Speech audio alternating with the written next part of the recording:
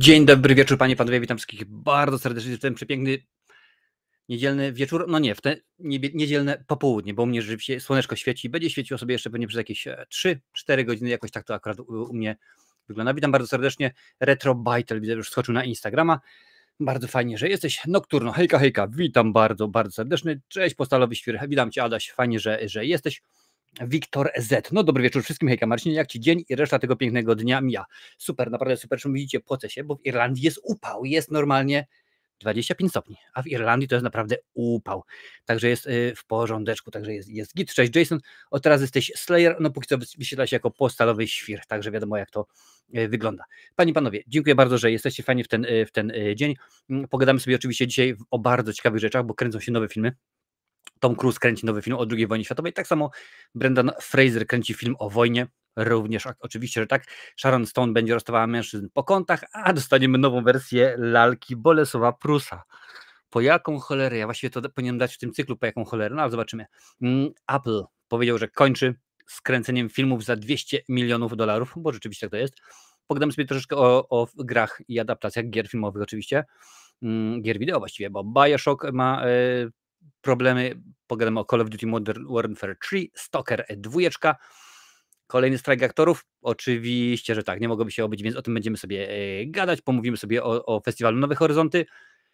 Pomówimy również o tym, że Michael Bay robi uniwersum, czyli Skibidi Toilet. Ci, którzy znają internet, to wiedzą dokładnie o co chodzi. Będzie kilka słów o horrorach, bo troszeczkę wiemy na temat koszmaru minionego lata. Najbrutalniejszy film roku dostanie kontynuację. Nowa adaptacja Stephena Kinga, będzie Potwór z Czarnej Laguny kolejny, no i oczywiście kluczem naszego dzisiejszego dnia będzie San Diego Comic Con, który w tym momencie się odbywa. Ja mam tutaj włączony film, bo to z niego mam większość tych ciekawostek i jeżeli coś się jeszcze ciekawego pojawi, to będzie, a dokładnie i szeroko omówimy cały Comic Con, całe to zawirowanie, które wywołał Deadpool i Wolverine w przyszłym tygodniu, ponieważ w przyszłą niedzielę naszym gościem, jeżeli się nic nie wysypie, ale mam nadzieję, że będzie wszystko w porządku, chociaż wiadomo, Woodstock jest, a właściwie przystanek Poland Rock, czy jakoś tak, będzie Marcin z kanału Halfish, niegdyś Kocham Kino, no i pomówimy sobie o tym, co tam się wydarzyło właśnie w tym Wolverine i Deadpoolu. Pomówimy o tym oczywiście, jaki to ma wpływ na całego Marvela i tak dalej, i tak dalej. A dzisiaj będzie dużo o komiksach, będzie o serialu Boys, będzie o Batman Caped Crusader i kilka innych rzeczywiście ciekawych rzeczy. Najpierw patrzę, co tutaj piszecie. Cześć Adalet, witam cię bardzo, bardzo serdecznie. Fajnie, że słuchawki mi widać. Kto tutaj? Ciekawy gier Łukasz. Siemano, dawno mnie nie było, ale kanał nadal subuje. Dzięki bardzo, fajnie, że jesteś. Jeżeli również wy, drodzy widzowie, chcecie dać subciaka, nie pogniewam się oczywiście, bo to jak najbardziej, więc tutaj możecie spokojnie dać suba, włączyć dzwonek z opcją wszystko i będzie rzeczywiście rewelacyjnie. O co chodzi z tym Skibidi Toilet? Dla mnie to jakaś czarna magia. No to opowiem o tym wszystkim, bo to rzeczywiście jest troszeczkę czarnej magii, to jest po prostu jak dla mnie bardzo, panie i panowie, bardzo dziwna rzecz. W pewnych sprawach oczywiście muszę się polecić, zasięgnąć wiedzę od córki i tak dalej, więc zaczynamy, panie i panowie. Jak mówiłem, dzisiaj tematów sporo i pewnie trochę tutaj posiedzimy, dlatego zaczniemy już od razu. A jak? Oczywiście, że tak. Od Amazon poleca. Amazon poleca jest to cykl, w którym ja wam wrzucam to, co mi Amazon polecił, czyli krótko mówiąc różnego rodzaju filmy, koncerty, programy dokumentalne, które rzeczywiście są warte obejrzenia. Wszystkie te produkcje, oprócz koncertów oczywiście, bo akurat do koncertów nie potrzeba, czy tam do wydarzeń sportowych, ale wszystkie te produkcje mają polską ścieżkę językową, to znaczy albo dubbing, albo napisy, albo lektor, bo to również rzeczywiście bywa i wszystkie te filmy mogę wam śmiało ze szczerego serca polecić, bo akurat z tym nie mam żadnego problemu, bo to są dobre produkcje, są produkcje, które znam i które bym chciał, ażebyście sobie obejrzeli i oczywiście jest to jeszcze jedna ważna sprawa, bo muszę to powiedzieć, żeby się zgadzało wszystko w związku z prawem. Jeżeli dokonacie zakupu właśnie tegoż produktu na Amazonie, no to z racji tej oczywiście Amazon mi tam odpali kilka, chciałem powiedzieć złotych, no ale tak naprawdę kilka groszy się nam zbiera i jak już się zbiera dużo, to sobie spokojnie kupię Łódź, czyli tak gdzieś w okolicach 2385 roku będę miał swój własny ponton, panie i panowie. Więc zaczniemy od Amazon poleca. Mam dla was dzisiaj 3 rzeczy z Amazona właśnie. Co zaczniemy od czego? A proszę bardzo, może być od tego. No, zawód amator, tak, Kieślowskiego, no to chyba, nie ma osoby, która nie zna, a inaczej nie powinno być osoby, która nie zna tegoż filmu. Właśnie wklejam wam link na platformę, możecie sobie to zobaczyć, sprawdzić, obejrzeć. Jest to film oczywiście, no wiadomo, Kieślowskiego to jest akurat, wersja Le Mateur, czyli to jest chyba francuskojęzyczna, no ale wiadomo, że jest po polsku. DVD za 27 zł 4 grosze. Panie i panowie, więc możecie spokojnie sobie to kupić. Dostępne jest 7 sztuk tylko i wyłącznie. Co to oznacza? To dla tych wszystkich, którzy oglądają ten materiał z odtworzenia gdzieś tam w 2222 roku, że no, jest tylko 7 filmów. Jak się skończą, to się skończą. Więc jeżeli chcesz sobie, drogi widzu, kupić, droga Wicko, to jak najbardziej polecam to zrobić. Teraz ja mówię 27 zł 4 grosze, także całkiem sensowna, całkiem fajna cena. Przynajmniej tak mi się wydaje, bo to jest rzeczywiście jeden z moich ulubionych filmów. Drugą produkcję, którą chciałem wam dzisiaj polecić, to jest film, który kilka dni temu właściwie obchodził swoją okrągłą, jak zawsze okrągłą mówi się rocznicę, czyli Wejście Smoka, panie i panowie. Już wam rzucam link na czacie, proszę bardzo, jest dostępny i tu, i tu. Wszędzie wklejam, naprawdę jest dostępny wszędzie, czy to nieważne, czy oglądacie na YouTubie, Facebooku, Twitchu, Instagramie czy na LinkedIn. Na Twitterze już nas nie ma, bo tam trzeba mieć konto premium. Witam cię bardzo serdecznie, Anis Saratur. Panie i panowie, Wejście Smoka to jest, jak sprawdzam, to jest wydanie czeskie. Drag Prichází. No ale oczywiście mamy polską wersję. 73 zł 56 groszy za Blu-rayasa. I są dostępne tylko i wyłącznie 3 sztuki, więc jak ktoś chce, to proszę się spieszyć, bo rzeczywiście bardzo, bardzo szybko. No, w dobrej cenie to wiadomo, że się wszystkie rzeczy są. No i trzecia rzecz, akurat tutaj wiem, że jest kilku fanów muzyki mocniejszej, tak, muzyki metalowej, między innymi w tym i ja, więc jest to koncert, oczywiście, że tak, jest to koncert Iron Maiden, Life After Death, czyli życie po śmierci. Genialny swoją drogą koncert. Widziałem go już, ja cię kręcę, wiele razy i nadal mi podoba, jak Bruce Dickinson, jaką on ma moc, jaką ma energię. Więc także możecie śmigać. Tego akurat jest całe mnóstwo, więc tutaj nie ma znaczenia, kiedy to kupicie. 73,99 za DVD, więc to jest akurat bardzo ważne. Mam nadzieję, że dzisiaj Nightbot nie będzie szalał. Dałem mu, że ma się pojawiać tam co 15 chyba minut, 15 i 12, więc spokojnie. Zgadza się Nocturno, zostawiamy łapki, panie i panowie, bo to oznacza, to jest tak naprawdę wyznacznik dla algorytmu. Nie ma dla mnie znaczenia, czy będzie łapka w górę, łapka w dół. Ważne, żeby było zaangażowanie, bo algorytm to widzi. On widzi, że są łapki, widzi, że są komentarze, a skoro tak, no to polecamy dalej ludziskom, niech się niesie. Dziękuję bardzo Nocturno za przypomnienie. Właśnie wiem, że gościem będzie Kocham Kino, więc ja tylko wbiję, się przywitam i lecę, bo ja nie przepadam za Kocham Kino. Tak, w sumie to już nie jest Kocham Kino, jakiś czas temu zmienił nazwę kanału na Halfish, ale jakoś tak. Dobry wieczór, Kasia Dobak, witam, fajnie, że jesteś. Fajnie, że jesteś z nami. Więc panie i panowie, to był Amazon, więc przechodzimy już do tematów najważniejszych. Od Toma Cruza zaczniemy, bo to jest rzeczywiście dziwny, niesamowity facet. Niedawno wam rzuciłem na Facebooku, na Instagramie, jak kręcił zdjęcie do kolejnej części Mission Impossible, a tam rzeczywiście po prostu leciał, to był chyba samolot dwupatowiec, do góry nogami samolot leciał, a tam Tom Cruise się trzyma po prostu. Super. No, facet jest niesamowity, jakie on tam rzeczywiście rzeczy wyczynia. No ale jak już wyczynia, to niech sobie proszę bardzo, panie i panowie. Jest to akurat artykuł Watch of Real z Filmwebu jak najbardziej, a akurat Filmweb przetłumaczył go za pomocą Google Translator, więc będziemy wyszukiwać błędów. Wpatrzcie, wpisujcie błędy, jakie znajdziecie, bo naprawdę może być wesoło. Tom Cruise i Christopher McQuarrie ponownie łączą siły. Współpracujący od ponad półtorej dekady hollywoodzki gwiazdor oraz scenarzysta i reżyser zrealizują dramat wojenny Broadsword. Okej. Akcja filmu ma się rozgrywać w trakcie II wojny światowej. Biorący udział w tajnej operacji specjalnej kapitan statku, w tej roli oczywiście Tom Cruise, jako jedyny z całej załogi przeżywa katastrofę u wybrzeży Francji. Pomimo licznych przeciwności losu, bohater stara się dokończyć swoją misję. To mi tutaj brzmi jak Mission Impossible w trakcie II wojny światowej. Jestem Klaus, Hans Klaus. Cześć Wojtek, witam cię bardzo serdecznie na Instagramie. Zdjęcia mają powstać w przyszłym roku. McQuarrie wyreżyseruje film według scenariusza, który napisał do spółki z Ericiem Jendresenem, albo Jendresenem, jak to woli. Realizację sfinansuje Warner Brothers. Projekt jest częścią lukratywnej umowy, którą Cruise zawarł na początku tego roku ze studiem. Zakłada ona współpracę zarówno przy oryginalnych produkcjach, jak i dotychczasowych franczyzach. Więc teraz możecie spokojnie sobie wejść na wejść na IMDb, Filmweb, sprawdzić, jakie produkcje do tej pory dla Warner Brothers Tom Cruise nakręcił i będziecie wiedzieli dokładnie, że można się spodziewać kontynuacji tychże produkcji. Jeżeli na przykład, zakładam teraz, bo nie pamiętam, jeżeli na przykład Szybki jak błyskawica powstał dla Warner Brothers, to może być kontynuacja. Jeżeli Rain Man powstał dla Warner Brothers, może być kontynuacja. Jeżeli Cocktail powstał i tak dalej, i tak dalej. Oczywiście w tym momencie przeginam, no ale biorąc pod uwagę to, co robi Tom Cruise, to czasami już też. Do tej pory Christopher McQuarrie wyreżyserował 5 filmów z Tomem Cruise'em w roli głównej. Jack Reacher jednym strzałem, a także 4 części Mission Impossible.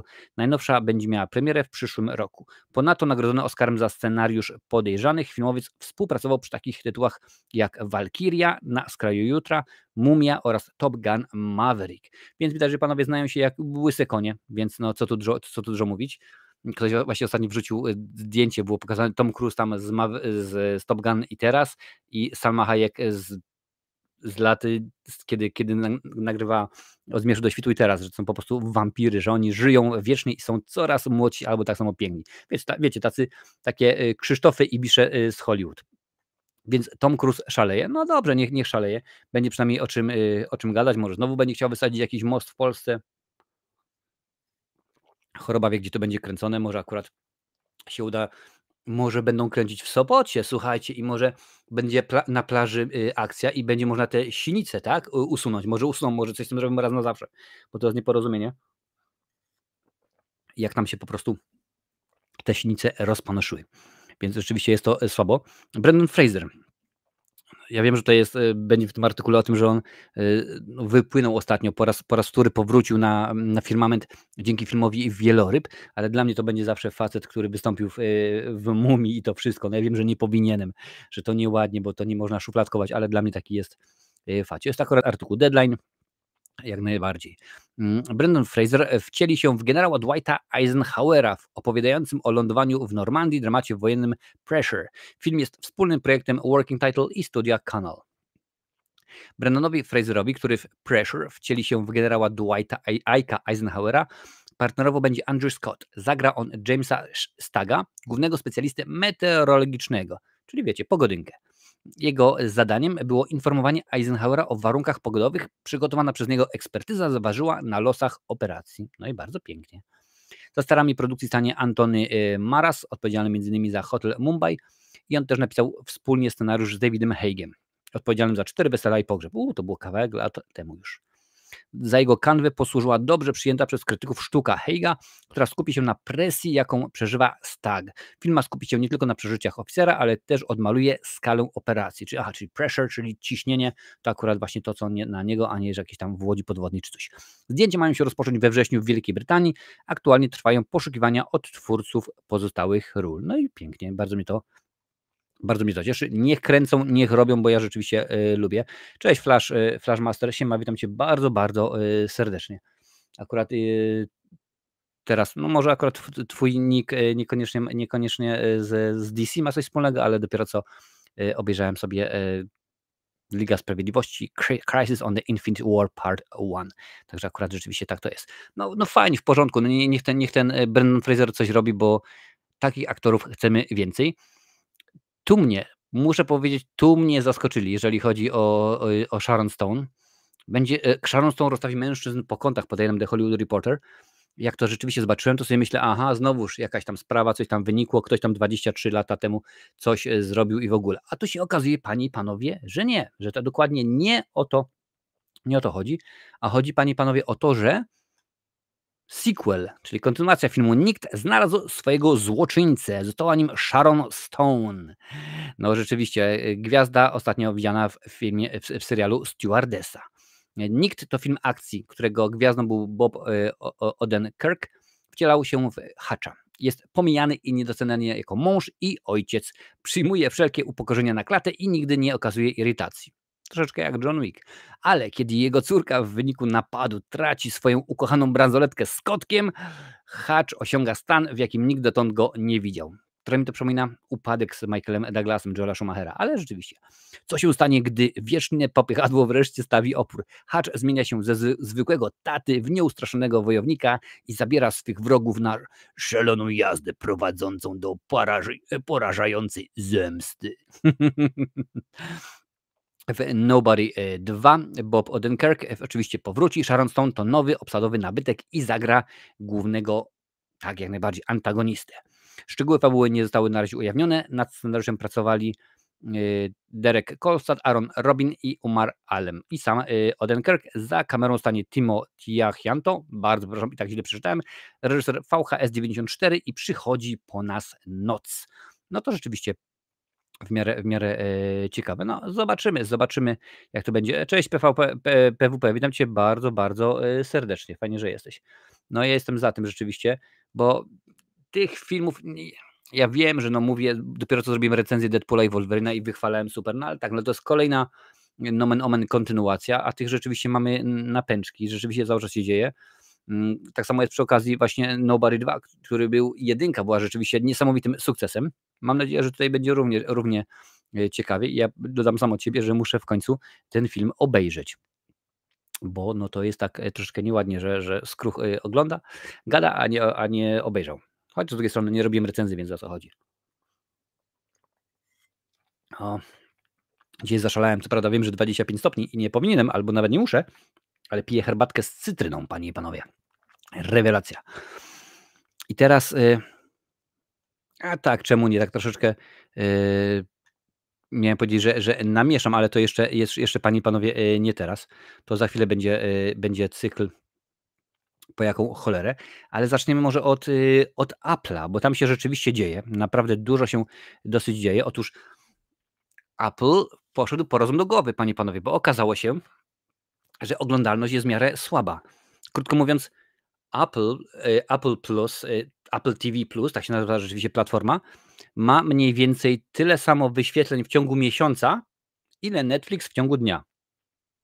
Żeby tam jeszcze bardziej wam unaocznić, to jest tak, że ja mam w ciągu miesiąca na kanale tyle wyświetleń, ile kanał Zero w ciągu dnia. To jest taka przepaść.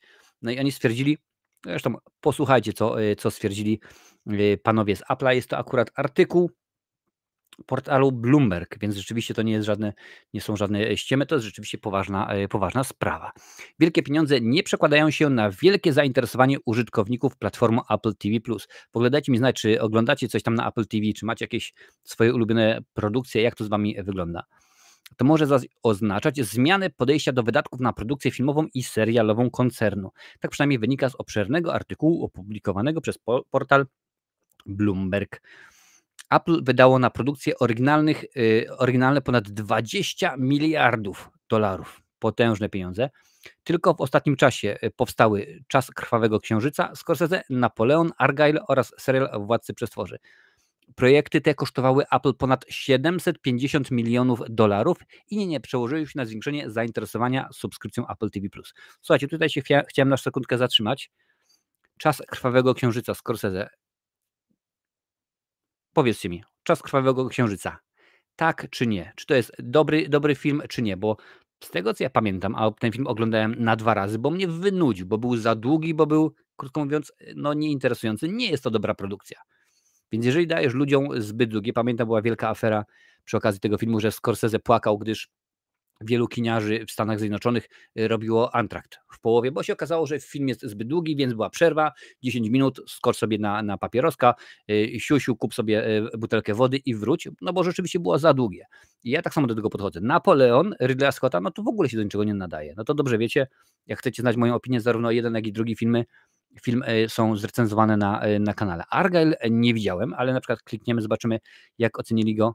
5,3 ocenili go widzowie Filmwebu, więc tak niekoniecznie, a serial Władcy Przestworzy 7,4. No tutaj już ocena jest w miarę zacna, ale jak chcesz mieć dobre oglądalności, no to musisz tworzyć dobre materiały. Ja wiem, że Netflix może nie tworzy ich super ekstra rewelacyjnych, bo wiele razy się na to zrzymaliśmy, no ale umówmy się, że na 10 produkcji 2 są ok, tak? No a tutaj jeżeli dostajemy za 750 milionów 3 produkcje, które niekoniecznie są dobre i jedna tak się nie ogląda, Nocturno pisze, że dobry Czas Krwawego Księżyca, ale za długi. Postalowy pisze, że nie widziałem. No tak, no. Ja akurat widziałem niestety i czasami to jest tak, wiesz, obejrzę, żebyś ty nie musiał. Cześć Szymek na Instagramie, no cię bardzo serdecznie. Teraz mówimy o Apple TV+.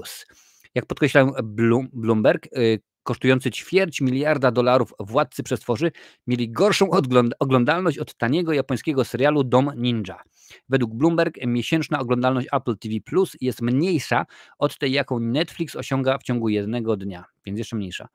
Nic więc dziwnego, że rozważa się zmianę strategii. Wiceprezydent Apple do spraw usług Eddie Q podobno rozmowy na ten temat z odpowiedzialnymi za produkcję Zackiem Van Amburgiem i Jamiem Ehrlichtem. No oni w tym momencie do zwolnienia, jak dla mnie, albo przynajmniej trzeba z nimi poważnie porozmawiać. Tak jak kibice rozmawiają z piłkarzami. Ci z kolei mieli przekazać partnerom, że chcą zmienić reputację Apple'a jako koncernu wydającego w Hollywood najwięcej na nowe projekty. Apple miał już nawet odrzucić kilka projektów, które jeszcze parę lat temu bez problemu zdobyłyby zgodę na realizację. No jak dla mnie to jest chore, bo nie jeden twórca, i to nie mówię tylko i wyłącznie powiedzmy o twórcach amerykańskich, ale ogólnie. No ja wiem, że przyjęło się, że Ameryka wydaje najwięcej na filmy, nie tworzy najwięcej filmów, wiadomo, że najwięcej filmów rocznie tworzy się w Bollywood, ale nie jeden twórca pokazał, że za garść złociszy można zrobić dobry film. Nawet pamiętacie, jakie były jaja w związku z Godzillą, tak? Oczywiście chodzi mi o tą japońską, Godzilla minus zero, że rzeczywiście za grosze zrobione i zarobione na całym świecie pierdyliard pieniędzy. I tutaj też nie byłoby problemów pewnie, żeby dać kilku twórcom, powiedzmy, super, nie będziemy tworzyć produkcji za $750 milionów, tylko słuchaj, masz $5 milionów i zrób film. I to nie byłoby jakimś wielkim problemem. Przynajmniej tak mi się oczywiście wydaje. Cześć Rywanisz, witam cię bardzo serdecznie. No a tutaj rzeczywiście, no niech zrobią. Ja przyznam, że nie mam specjalnie zainteresowania platformą Apple TV+. Dodatkowo wiecie, że co jakiś czas tam wam wrzucam odcinki typu jak założyć konto, tak, było oczywiście na Disney+, na Sky Showtime, ostatnio było na Maxie, no i robię te rzeczy i tak sprawdzałem, bo oczywiście mam do tego narzędzia, czy mam robić właśnie jak założyć konto na Apple TV+. I uwierzcie, że Apple TV+, w tym całym zestawieniu plasuje się poniżej niż CDA Premium. A jakbym tak na przykład teraz spytał was, nie minus one, nie zero, no dobrze, przepraszam. No to w tym momencie, gdybym tak zapytał was, ile osób korzysta z Apple Plus TV, a ile z CDA Premium, pewnie mimo wszystko byłoby więcej na Apple TV Plus, więc rzeczywiście widzicie, jaka to jest skala, a to nie ma co rzeczywiście robić materiałów, których nikt nie będzie panie i panowie oglądał. Ja tylko przypomnę, że dzisiaj gadamy sobie o tym, co tam w Chorym Łudzie. Panie i panowie, jeżeli lubicie takie materiały, dajcie łapę, wbijcie suba i śmigamy bardzo chętnie dalej. Zaraz pogadamy troszkę o grach, bo tutaj też się dzieje rzeczywiście. Będzie kilka słów o tym, co na Game Passie. Będzie o tym, co się ekranizuje. No, różne będziemy rzeczy omawiali.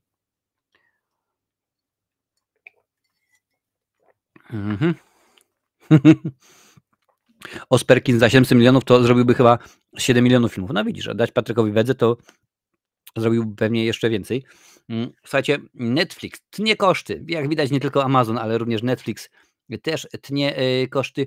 Tym razem adaptacja gry BioShock powstanie, ale ze zmniejszonym budżetem, podaje nam Variety.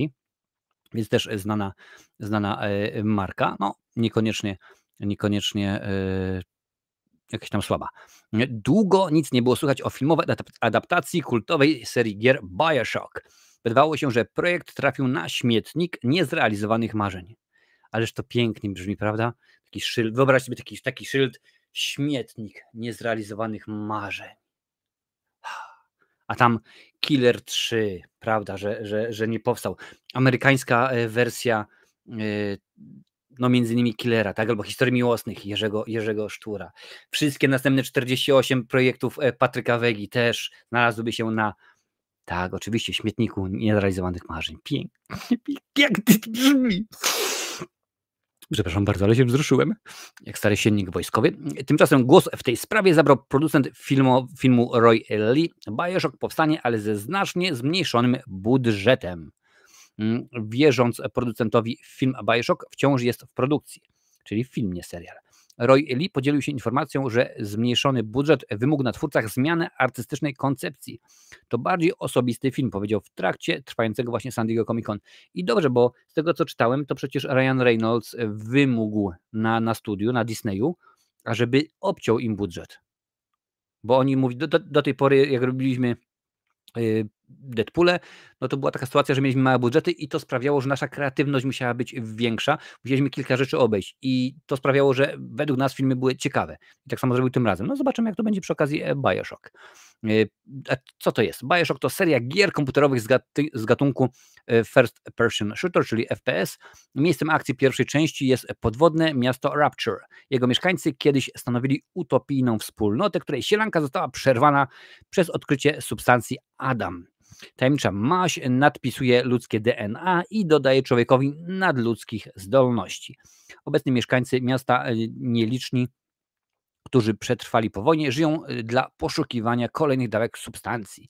Jako bohater musimy przeżyć w Rapture, ucząc się nowych zasad życia na dnie oceanu. Kurczę, też bym chciał być superbohaterem.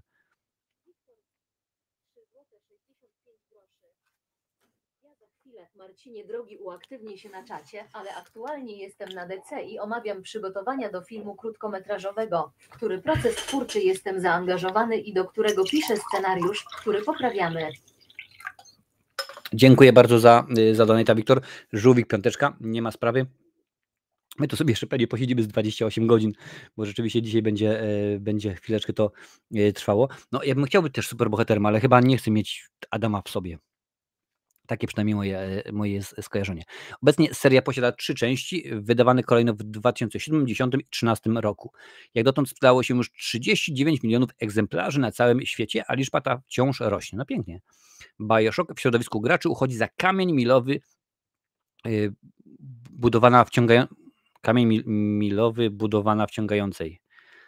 Dziękuję bardzo. Filmweb jest pierwsze wskazanie na Google Translate. Niech będzie. Kamień milowy budowania wciągającej narracji i interesującego światotwórstwa. Adaptacja gry została pierwszy raz ogłoszona w lutym 2022 roku jako współpraca Netflixa z producentem gry 2K i Tale2 Interactive. Obecnie, ja znam Tale2 Interactive z gier Lego, bo moje miśki w to śmigają. Obecnie BioShock wydaje się jedną z pierwszych ofiar nowego kierownictwa Netflixa. Dan Lin, który zastąpił dotychczasowego szefa działu filmowego Platformy, zdecydował się na zmianę frontu i cięcie zmiany frontu. Czy wy to czujecie? Ja mieszkam w Irlandii 20 ponad lat i ja wiem, że moja gramatyka jest beznadziejna, ale jak siedzisz w Polsce i żyjesz cały czas w Polsce, no to przynajmniej byś kurwa sprawdził ten Google Translator, drogi Filmwebie. Chciałem dzisiaj użyć na ekranie, ale rzeczywiście okazało się, że tam jeszcze nie ogarnąłem, jak są te newsy wrzucane. Zdecydował się na zmianę frontu i cięcia kosztów inwestycyjnych na kolejne produkcje. Zamiast wielkich widowisk Netflix ma teraz reprezentować bardziej skromne podejście. Może dlatego bracia Russo zawinęli się z Netflixa, bo chcieli pewnie kolejne filmy robić, tam kolejnego Tylera Rake'a, a się może okazało, że no już nie będzie na to kasiory. Nowy reżim obniżył budżety, robimy więc znacznie mniejszą wersję. To będzie bardziej osobisty punkt widzenia w przeciwieństwie do planowanego, większego, bogatszego projektu, powiedział Roy Lee. Na stanowisku reżysera wciąż uchował się Francis Lawrence, odpowiedzialny m.in. za Igrzyska Śmierci w Pierścieniu Ognia. Wydawało się, że premiera filmu ma odbyć się w przyszłym roku na platformie Netflix, ale zakulisowe problemy i zmiany koncepcji sprawiają, że producenci nabierają w tej kwestii wody w usta. No czyli możemy, panie i panowie, śmiało powiedzieć, że to będzie raczej rok 26 niż 25, ale zobaczymy. Pożyjemy, widzimy. Zobaczymy. Doom Junior, coś pięknego dla starszych widzów, jako młodszy Iron Man dla młodszych widzów, jako starszy Doom. O tym figurki będziemy mówili za chwilę, bo ty już nawiązujesz do Roberta, który rzeczywiście zrobił coś niesamowitego. No ale dobra, lecimy dalej i zostajemy cały czas przy grach wideo. Teraz będzie słów kilka, panie i panowie, o Game Passie, więc czy są tu jacyś właściciele, posiadacze, osoby grające na Xboxie, bo jeżeli tak, to właśnie to jest specjalnie dla was. Call of Duty Modern Warfare 3 od dzisiaj w Game Passie podaje Activision, panie i panowie. Od dzisiaj, czyli już od 4 dni, bo artykuł jest przed 4 dni. Mimo że przejęcia Activision Blizzard przez Microsoft minął już prawie rok, to do tej pory otrzymaliśmy jedynie Diablo 4, dostępne w ramach usługi Game Pass. Sytuacja jednak zaczyna się zmieniać i od dzisiaj po raz pierwszy w historii zeszłoroczna odsłona serii Call of Duty jest dostępna w ramach abonamentu zielonych. Okej, w porządku, nie ma problemu. Call of Duty Modern Warfare 3 jest od dzisiaj dostępny w ramach abonamentów Xbox Game Pass na konsolę, PC Game Pass oraz Xbox Game Pass Ultimate. Ogłoszenie to pojawiło się zaledwie kilka tygodni po tym, jak Microsoft zapowiedział podwyżki cen swojego serwisu subskrypcyjnego. Wprowadzenie Call of Duty może złagodzić skutki tych podwyżek.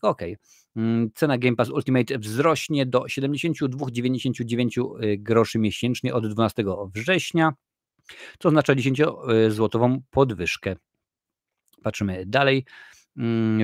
PC Game Pass również podrożeje do 47,99 zł miesięcznie, a Microsoft planuje wprowadzenie nowej opcji standard dla nowych subskrybentów w nadchodzących miesiącach. Pewnie będzie z reklamami. Opcja ta będzie obejmować dostęp do gier w dniu premiery, ale zawierać będzie tryb multiplayer online. W porządeczku. Nie wiem, czy jest sens akurat omawiać, o czym jest Call of Duty. No, strzelanka, krótko mówiąc.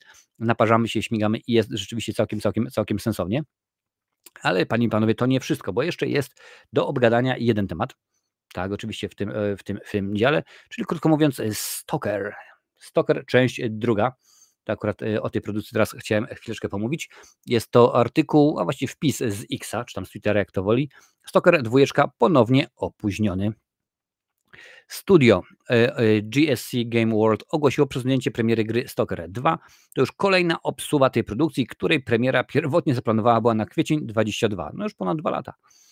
Chociaż opóźnienie tym razem nie jest tak duże jak poprzednio, trudno być pewnym, czy jest to ostateczny termin. Stalker 2 jest bez wątpienia jedną z najbardziej oczekiwanych, nie, wyczekiwanych gier ostatnich lat, a jej kolejne przesunięcia nie napawają czekających fanów optymizmem. Powodów opóźnień może być wiele, jednak należy pamiętać o jednym z najbardziej prawdopodobnych. Studio odpowiedzialne za produkcję drugiej części, GSC Game World, pozostało w Ukrainie, przez co boryka się z wieloma wyzwaniami związanymi z trwającym konfliktem w regionie. No niestety, panie i panowie, to akurat tutaj widzicie jest artykuł, jest zrzut z Twittera. Opóźnienie umożliwi zespołowi uporanie się z problemami technicznymi gry i sprawi, że wydany produkt będzie jeszcze bliższy oczekiwaniom fanów. Poinformowało studio w swoim oświadczeniu. Miejmy nadzieję, że ostatnia obsługa tej produkcji i Stalker 2 zadebiutuje 20 listopada tego roku na konsolach Xbox Series X, S, komputerach PC oraz w abonamencie Game Pass. Czy znowu w Czarnobylu? Nie wiem, nie ma akurat informacji na temat tego, gdzie będzie umiejscowiona fabuła. Aczkolwiek jeżeli grałeś poprzednie produkcje Revenge, to pewnie się orientujesz co, gdzie, jak i kiedy. You have new PDA message from Colonel Korszunow. Teoretycznie może tak być, wiesz? Teoretycznie może tak być, bo nazwisko jest takie dosyć w miarę... Zobaczmy, czy tutaj coś jest napisane, gdzie nas to przynosi. A na X, dobrze, niech będzie. Pyk. A tu nie widzicie, ok, czyli musiałbym wyjść i wam to wrzucić. Stalker Stalker 2 Heart of Chernobyl, czyli jak najbardziej będzie cały czas akcja się odbywała w Czarnobylu, także dokładnie wiesz. Trzeba się kebab killa, to już lepiej kupować gry. Słuchaj, ja zawsze jestem za tym, ażeby kupować gry albo filmy na nośniku fizycznym, bo to jest rzeczywiście najlepiej. Nie ma tego. Teraz Wiktor dzisiaj chciał oglądać, co to było? Animacja, taki serial animowany jest Transformers Rescue Bots. No i mówi, to było na Netflixie, ale nie ma. No i sprawdzam, rzeczywiście Netflix usunął, ponieważ skończyła im się licencja, nie oglądało się pewnie, że tak powiem specjalnie i podziękowali. Więc musiałem znaleźć na innej platformie zagranicznej w ogóle i to zabawnie, bo to na komputerze, przesyłanie i tak dalej. Mniejsza o większość. W każdym razie, a jak masz ten nośnik fizyczny, no to rzeczywiście nie ma żadnego problemu, jest wszystko w porządku. Włączasz kiedy chcesz i dziękuję bardzo, więc zobaczymy jak to będzie. Chociaż ostatnio też ktoś rzucił, było, wiecie jak jest opakowanie to jest do, o ja cię kręcę, Nintendo PSP, tak? PSP? Chyba tak, nie, jak się nazywa to Nintendo. Przenośny Nintendo w każdym razie ta konsola. No i jak kupujesz grę, no to otwierasz, masz taką wielką pakę, otwierasz, a tam taka malutka w środku karta pamięci. No oczywiście, że się zdarza, bo tak ktoś sobie wymyślił i tak to, panie i panowie, rzeczywiście ma być. Zapomniałem dodać, że na końcu jak najbardziej mam dla was shorty, a także złowione świeci. Dziękuję bardzo za podpowiedź. Nintendo Switch. O, tak to się rzeczywiście nazywa. Ja wiesz, ja się zatrzymałem je rywalić cały czas na etapie konsoli Sega Master System z 86 roku. Słuchajcie, pogadamy teraz o Kebab Killa też dorzuca. Fajnie, że dajecie znać. Słuchajcie, teraz przejdziemy się, panie i panowie, bo będziemy troszeczkę strajkować. A czemu? A jak? Skoro zostajemy w czasie, że tak powiem, gier, no to w tym momencie pogadamy sobie troszeczkę o strajku, kolejnym nowym strajku aktorów, oczywiście SAG-AFTRA. Jest to artykuł z portalu Deadline, przetłumaczony przez, no co tu dużo mówić, Filmweb. Branżę grową czeka kryzys. Jaki rok temu przeżywała branża filmowa? Dziś o godzinie 9:01 polskiego czasu, a artykuł to jest z przedwczoraj.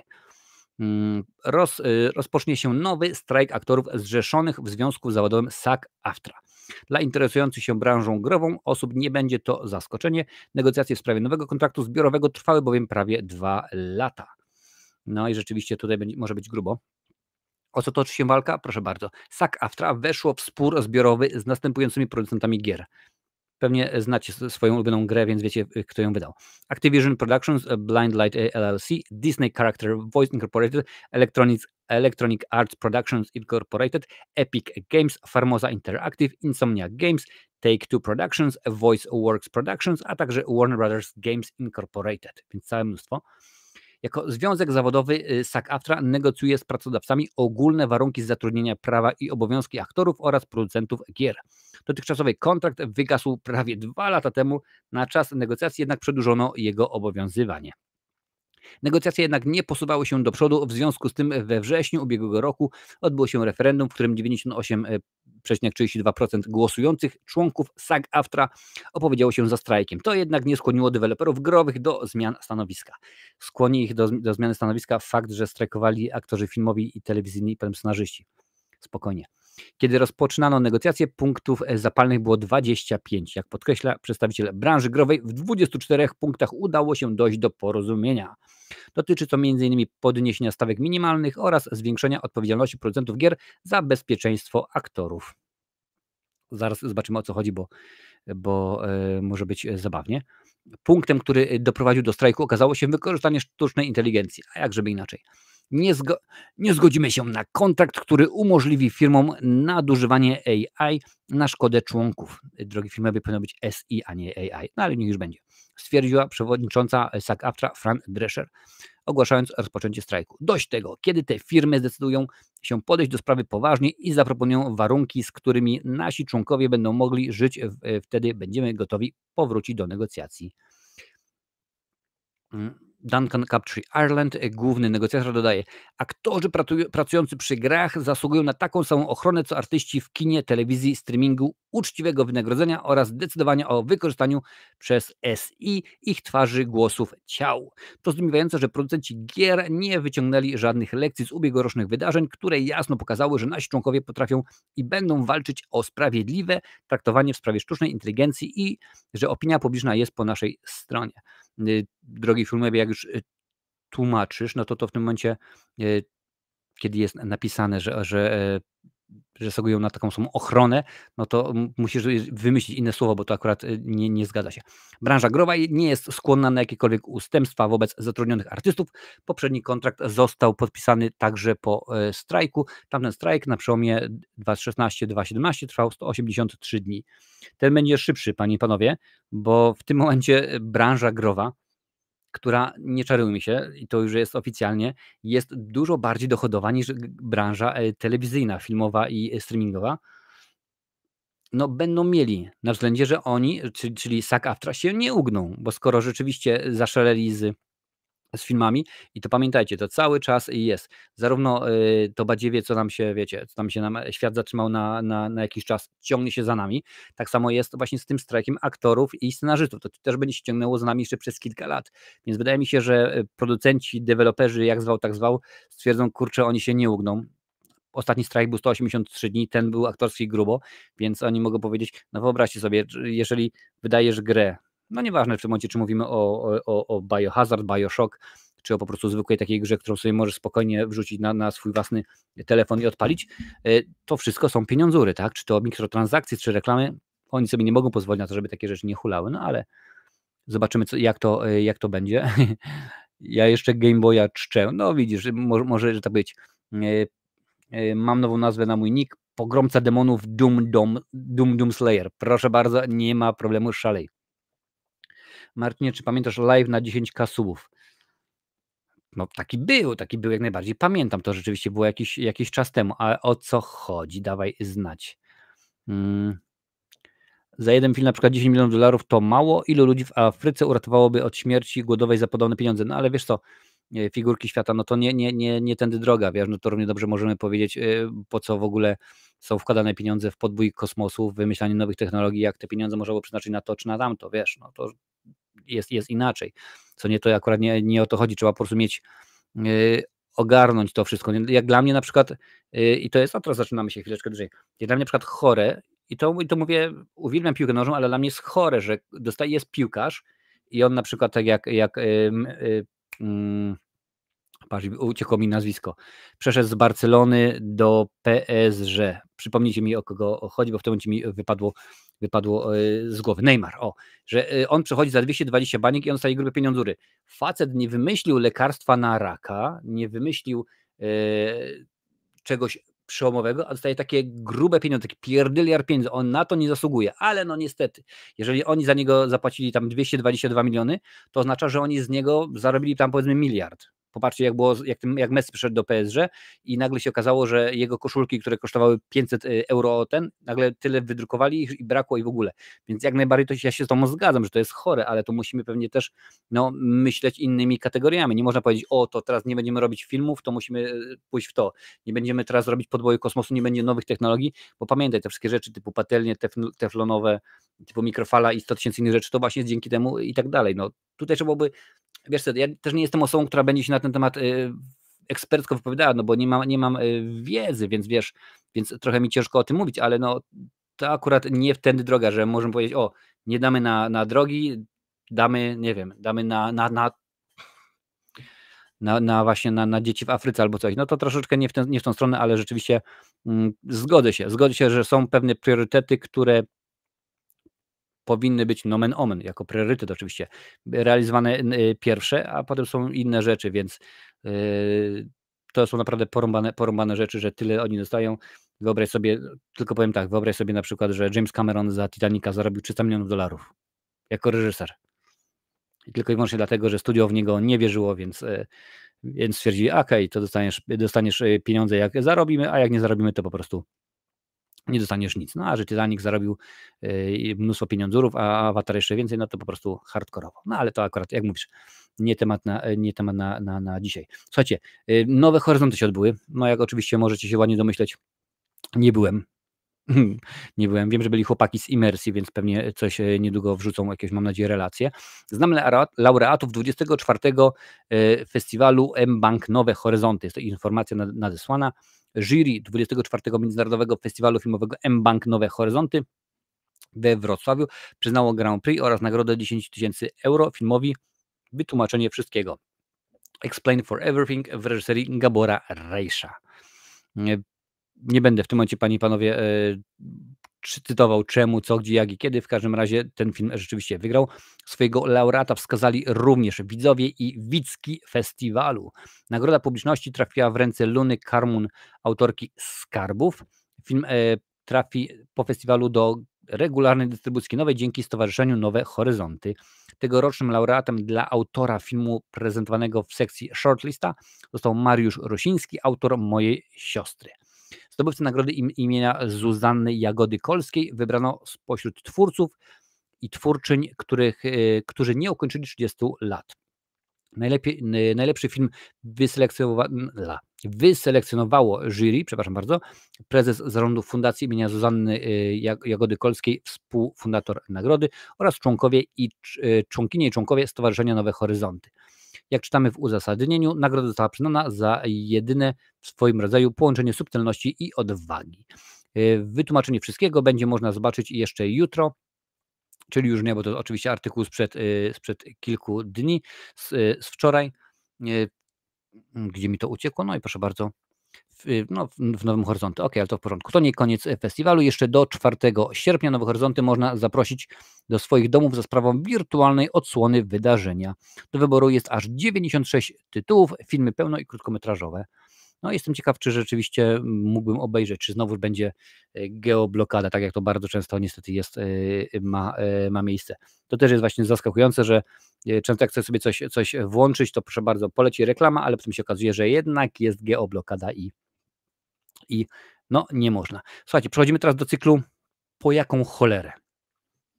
No wydaje mi się, że nie ma co tłumaczyć, o czym jest ten cykl, bo akurat sama nazwa chyba się rozumie sama przez się, no ale dam wam 2 sekundki do zastanowienia, a ja sobie łyknę herbatkę.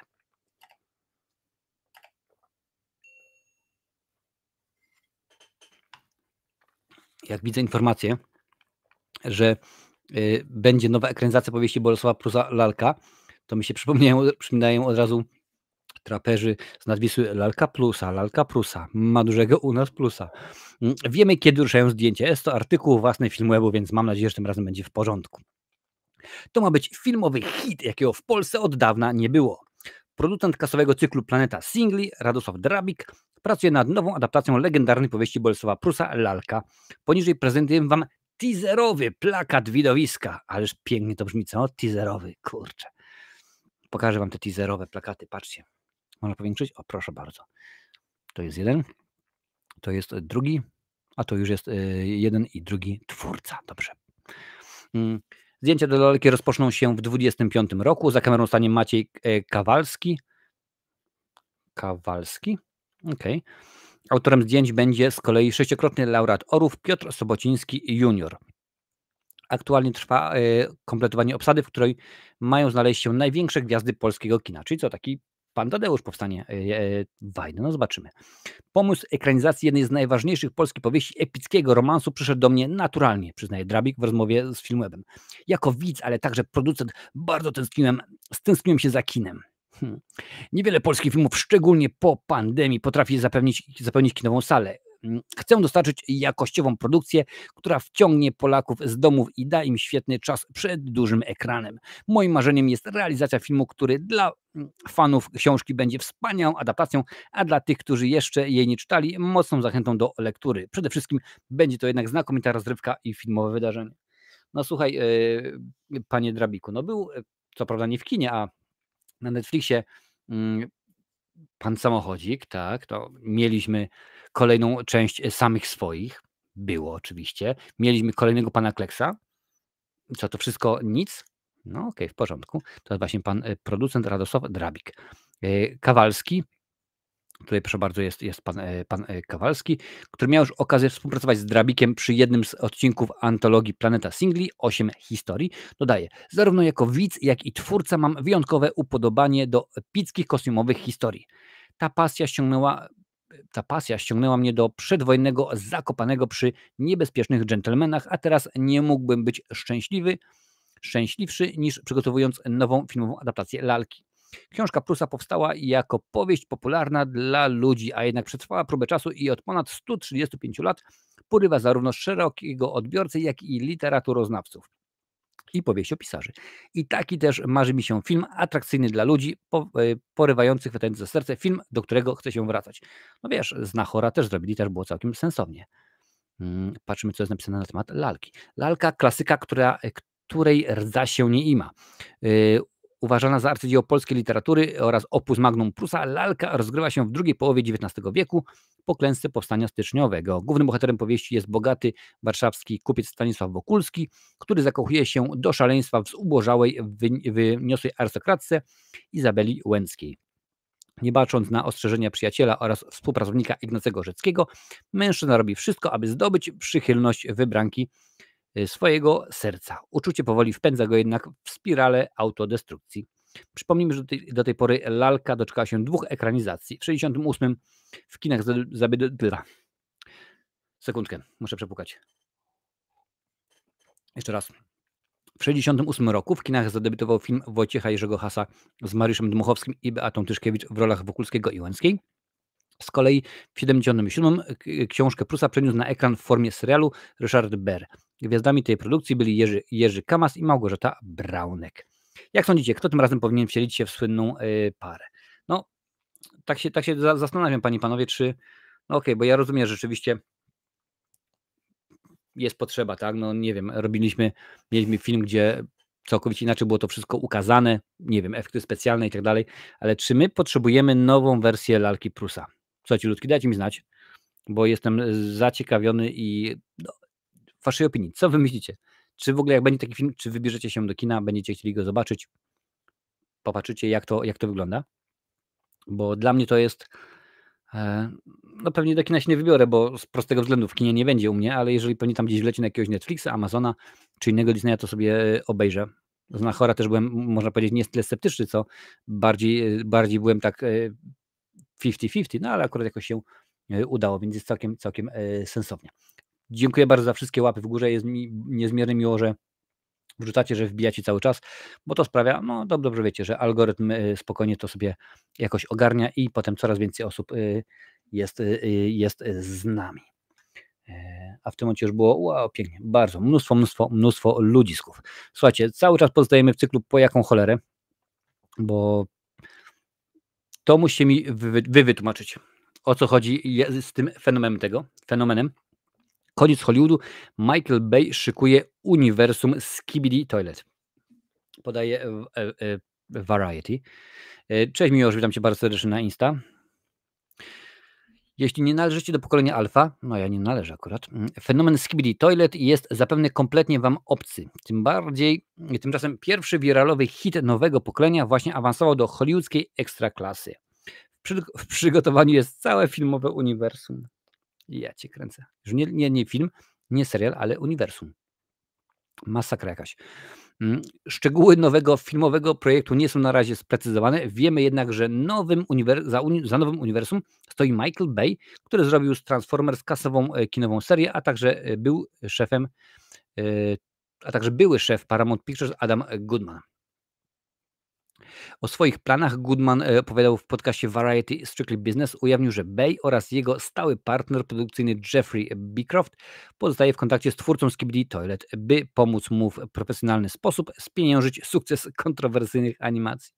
Goodman dodał, że w planach są zarówno produkcje kinowe, jak i telewizyjne. Sugeruje, że już prowadzone są rozmowy w sprawie realizacji filmu hybrydowego, który łączyłby grę żywych aktorów z animacją. Teraz pytaliście, czym jest Skibidi Toilet? No to już tłumaczę. Za Skibidi Toilet odpowiada Aleksiej Gerasimow. Wszystko zaczęło się w lutym 23, kiedy na swoim kanale na YouTubie opublikował 11-sekundową animację. Filmik z miejsca stał się hitem internetu, więc Alek Gerasimow zaczął produkować kolejne jego części. W okresie od lutego 23 do czerwca 24 filmiki Skibidi Toilet oglądane były prawie 17 miliardów razy. Co daje średnio prawie miliard wyświetleń miesięcznie. Grubo. Oczywiście szybko zaczął pojawiać się naśladowcy, ale Alex Gerasimow zamiast walczyć z nimi zachęca ich do współpracy. Tak narodziło się Skibidi Alliance. Ich materiały wygenerowały już prawie 12 miliardów wyświetleń. Skibidi Toilet jest również gigantycznym hitem na platformie TikTok. Materiały opatrzone hashtagiem Skibidi Toilet osiągnęły już prawie 23 miliardy wyświetleń. Grubo. Słuchajcie, może mi się uda sekundkę czekajcie, zapauzuję to, żeby... Jest, dobra, powiedzmy, włączę na chwilkę. Patrzcie. Głowa z kibla. Roboty. Głowa z kibla.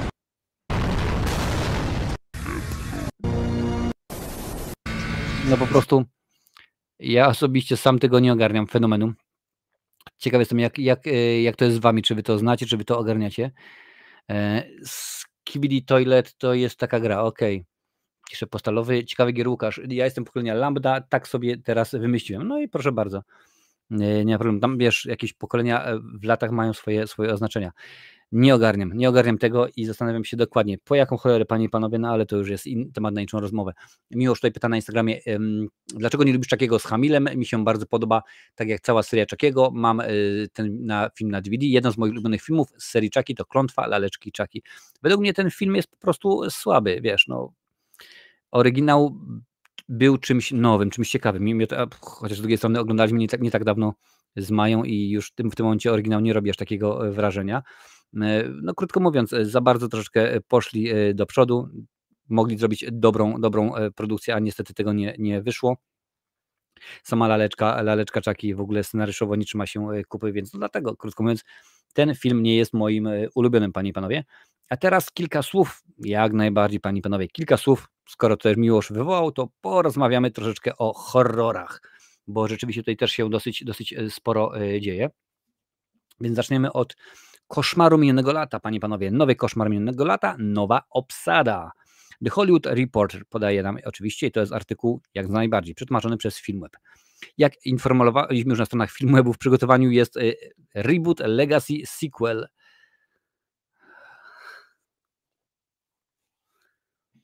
Czy ja mam gdzieś tutaj wódkę? W przygotowaniu, słuchajcie, jeszcze przeczytam wam to dokładnie. W przygotowaniu jest reboot Legacy Sequel. Jest w tym momencie na czacie kilkadziesiąt osób. Napiszcie mi, co to jest reboot Legacy Sequel. Po prostu pięknie. Ale dalej lecimy. W przygotowaniu jest reboot Legacy Sequel slashera. Młodzieżowego koszmar minionego lata. Młodzieżowego filmu. Teraz poznaliśmy obsadę, proszę bardzo. O nowym projekcie niewiele wiadomo. Pomysł zrodził się po sukcesie nowego Krzyku i Lee McKendrick wpadły na pomysł, czyli Jennifer Caitlin Robinson i Lee McKendrick wpadł na pomysł nowej historii, która jednak powiązałaby z wcześniejszymi filmami. Okej, w porządku. W obsadzie I Know What You Did Last Summer, czyli Koszmar minionego lata, znajdą się dwie gwiazdy koszmaru minionego lata, czyli Jennifer Love Hewitt i Freddie Prinze Jr. Przypomnę tylko, że wszystkie filmy z tej serii zostały omówione w cyklu Kultowe Horrory. A teraz wiemy, kto im będzie partnerować. Oto gwiazdy nowego filmu. No to patrzymy. Pierwsza z nich Camila Mendes, znana z serialu Riverdale. Druga to Madeline Klein, znana z serialu Outer Banks. Trzecia to Sarah Pigeon z serialu Dzicz. A także czwarty Jonah Hoyer-King, aktorski film Mała Syrenka. A także Tyreek Withers z serialu Zakłamanie. Sony planuje premierę w lipcu 2025 roku.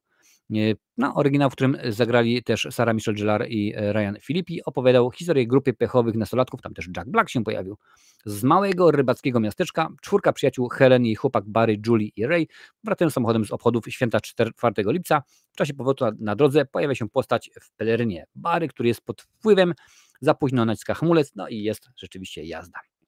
Grubo było grubo, nie będę tutaj całej fabuły przytaczał. No w porządku, dobrze.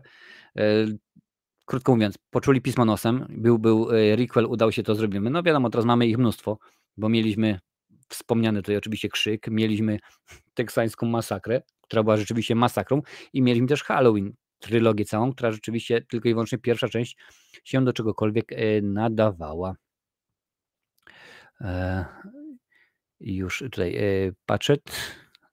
Reboot, Legacy, Sequel. No wiesz, ja domyślam się, że reboot, no czyli zaczynamy od nowa, Legacy, czyli pamiętają o tym, co było, wiesz, wcześniej, sequel, kontynuacja, czyli no powiedziałbym, że requel, tak, no ale to realquel bardziej, no, jakaś głupota.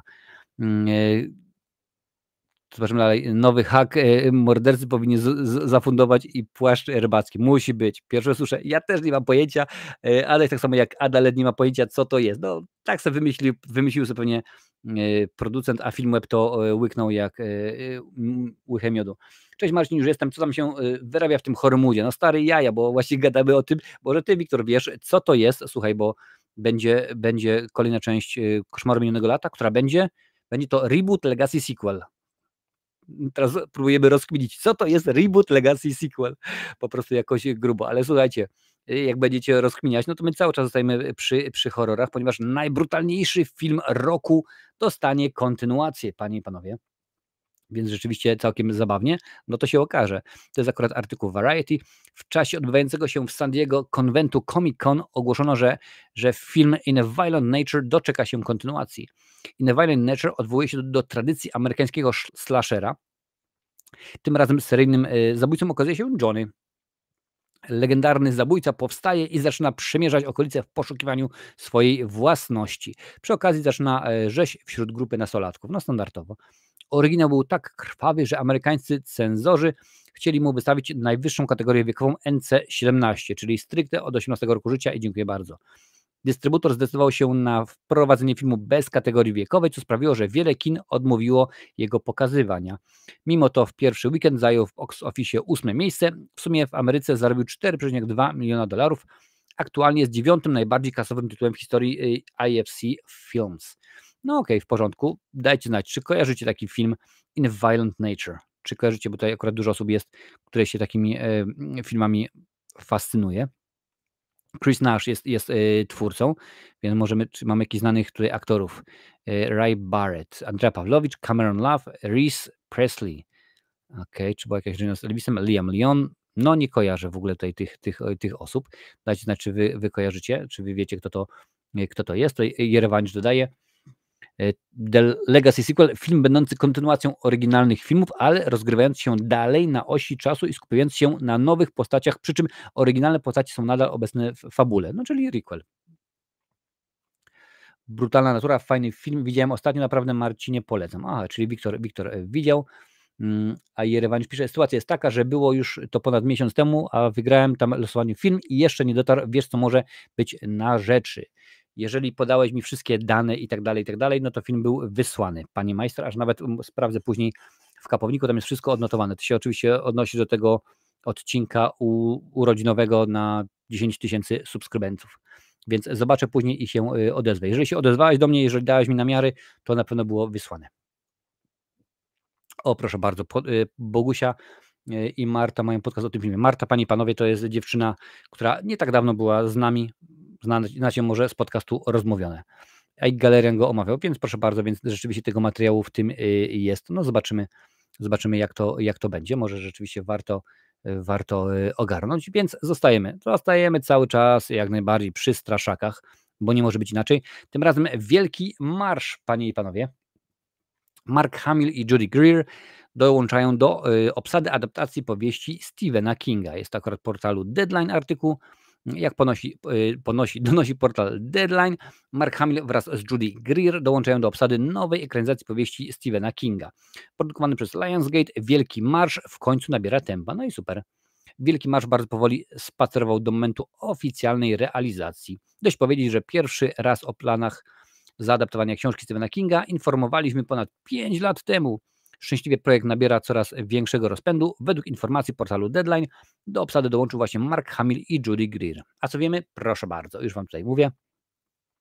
Nie są to jednak pierwsze nazwiska potwierdzone w obsadzie. Członkami Wielkiego Marszu zostali już wcześniej Cooper Hoffman, David Johnson, Gareth Waring, Tut Newt, bardzo ładne nazwisko, Charlie Plummer i Ben Wang. Natłok młodych aktorów nie powinien zaskakiwać. Wielki Marsz to w końcu opowieść o dorocznej imprezie, w której udział bierze 100 nastoletnich chłopców. Każdy z nich musi iść z prędkością 4 mil na godzinę, czyli 6 km na godzinę. Nie ma przerw na odpoczynek. Każde zwolnienie tempa poniżej tej wartości, zatrzymanie albo złamanie regulaminu karane jest ostrzeżeniem. Jeśli przez godzinę marszu zawodnik nie otrzyma ostrzeżenia, jedno jest mu wymazywane. Można dostać maksymalnie 3 nagany. Za 4. razem uczestnik nie jest ostrzegany, tylko karany czerwoną kartką, uśmiercającym zawodnika strzałem z karabinu. Marsz rozpoczyna się w północnej części stanu Maine, kończy się tam, gdzie padnie przedostatni zawodnik. Aha, czyli lecimy do ostatniego. Orzesz, kurczę. Książka Kinga jest jedną z wydanych pod pseudonimem Richarda Bachmana. Autor często sięgał po swoje alter ego, by odejść od konwencjonalnego horroru na rzecz eksperymentowania z gatunkiem. W tym wypadku jest to dystopijna opowieść o rywalizacji, upadku moralności i wielka metafora kondycji Stanów Zjednoczonych. Pięknie. Reżyserem filmu zostanie Francis Lawrence, właśnie o nim mówiliśmy już dzisiaj, w oparciu o scenariusz J.T. Molnera. Ciężko opowiedzieć, w jakich bohaterów wcielą się Hamill i Greer. Mimo koncentrowania się wokół losów nastoletnich chłopców, książka posiada barwny drugi plan dorosłych bohaterów epizodycznych, a produkcja Wielkiego Marszu już się rozpoczęła i będzie kontynuowana przez całe lata. Przez całe lata. W różnych lokalizacjach prowincji Manitoba. Premiera prawdopodobnie w 2025 roku.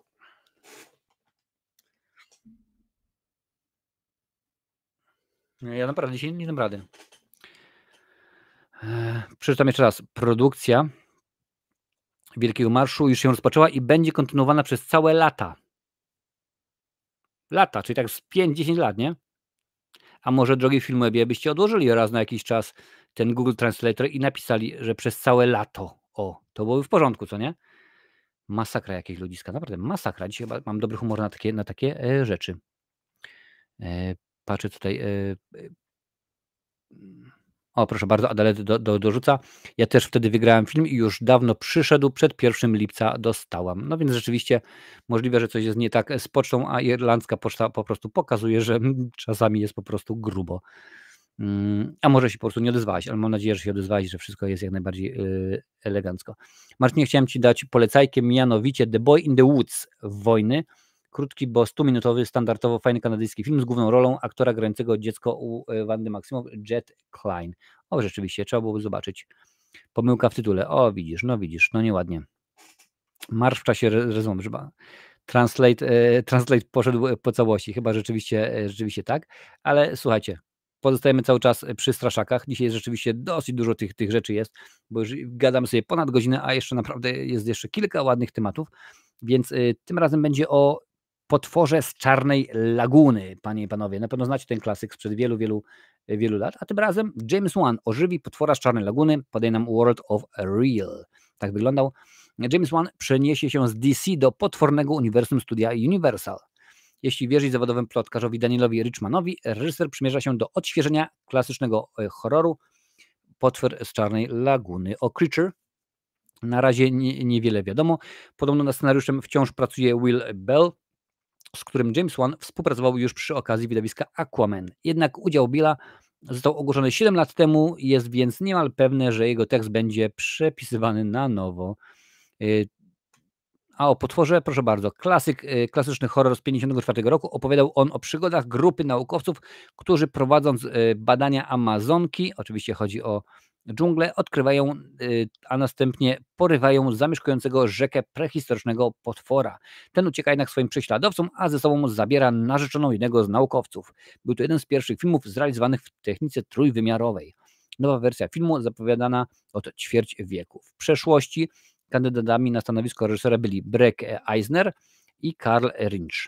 Trudno więc powiedzieć, jakie są aktualnie szanse na to, że tym razem będzie inaczej i film uda się zrealizować. Sam James Wan ma w planach i inne projekty. Jednym z ciekawszych jest adaptacja kultowego tekstu H.P. Lovecrafta Zew Cthulhu. No zobaczymy, ja jestem, że tak powiem, za i nawet przeciw, bo to akurat może być coś, panie i panowie, ciekawego. Jak wy do tego podchodzicie? Czy chcecie kolejnego odświeżaka, czy akurat niekoniecznie? Dajcie znać, jak to wygląda u was, panie i panowie. Ja tylko przypomnę, że dzisiaj gadam sobie o tym, co tam w Horrormoodzie.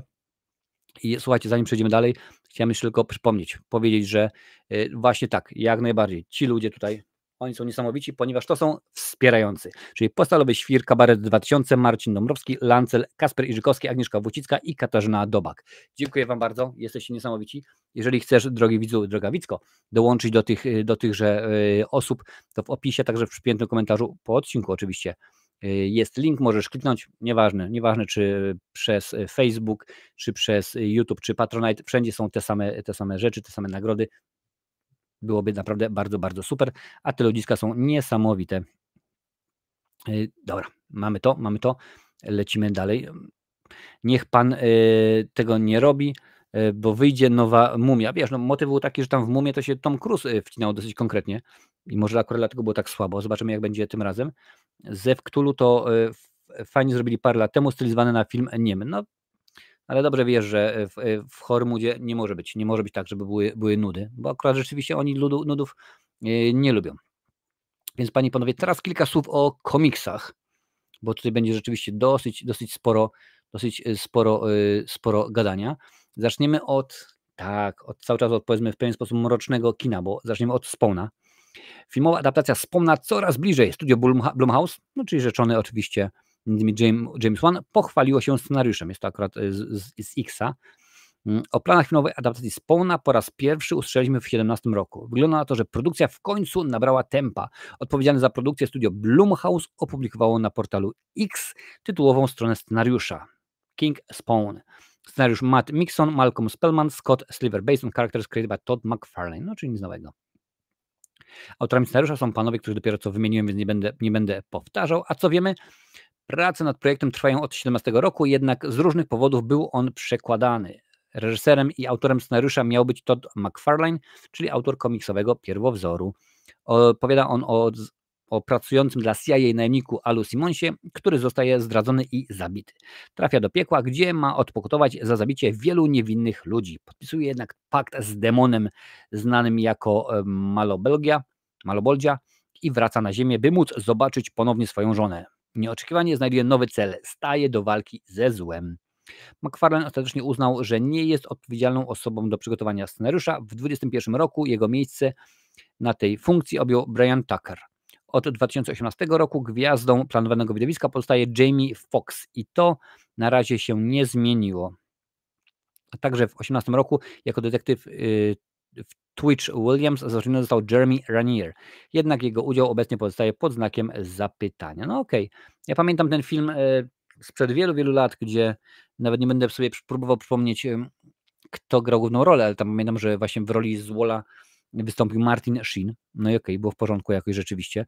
No a tutaj no, jestem ciekaw, ponieważ to powinna być Erka. Ja czekam właśnie na kolejnego Spawna, na kolejnego w ogóle, na Lobo, na takie właśnie jakieś dziwne adaptacje komiksów, bo to jest szansa, że to będą Erki, że to będą horrory, straszaki, kino komiksowe zrobione rzeczywiście z jajem. No i trzymam tylko i wyłącznie kciuki za to, że to w końcu powstanie. Jak o ożywianiu kultowych dzieł, to chcą ożywić Opętanie Żuławskiego, chyba się tak ten film nazywał. Tak, mówiłem o tym w zeszłym tygodniu, masakra. Panie i panowie, ja przypomnę, że za tydzień naszym gościem będzie Marcin z kanału Halfish, dawniej Kocham Kino. Również rozmawiałem już z Szymonem z kanału Język Filmu. Znacie Szymona, był kilka razy na naszym kanale.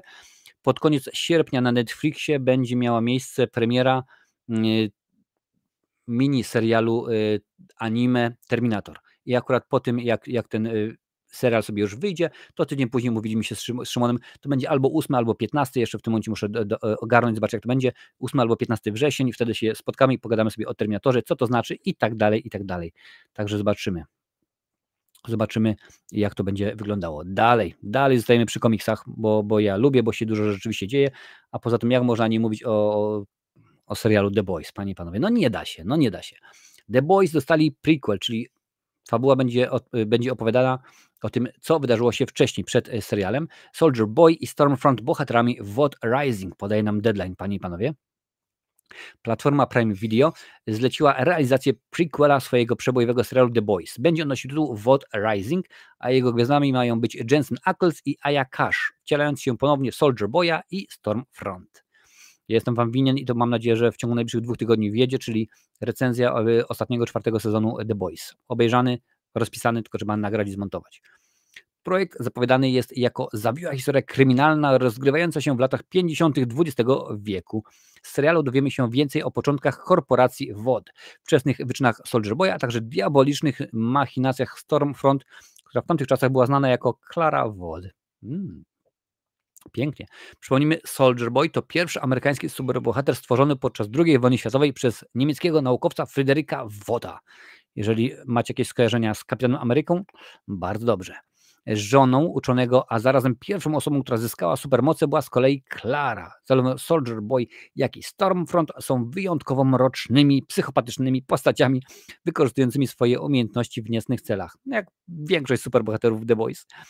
Showrunnerem WOT Rising będzie Paul Grillong, scenarzysta i producent wykonawczy The Boys. O czym jest The Boys? No nie będę mówił, bo to rzeczywiście akurat chyba nie trzeba. W skrócie, co by było, gdyby superbohaterowie stwierdzili, a ja mam wszystko w dupie i po prostu zrobię po swojemu, nikt mi nie będzie mówił co, gdzie, jak i kiedy. Także no, może być wesoło. Ja jestem za, naprawdę jestem za. Co prawda mam do nadrobienia tak zwany spin-off serialu, oczywiście ten o szkole, no ale zobaczymy jak to będzie.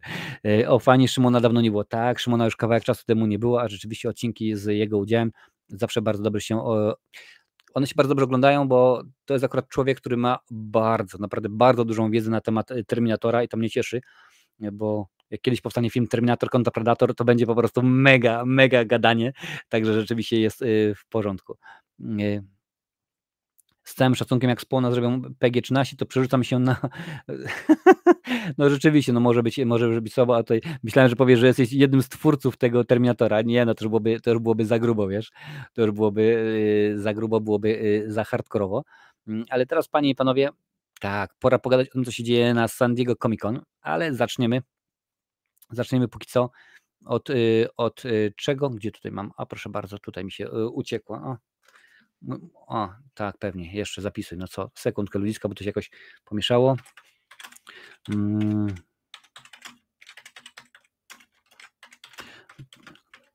Miało być dobre, a wyszło jak zawsze oczywiście. Zaczniemy, panie i panowie, od DC, od serialu Batman Caped Crusader, panie i panowie. Pingwin jest kobietą. Kopernik też, oczywiście. W serialu DC Batman Caped Crusader Pingwin jest kobietą, podaje nam deadline.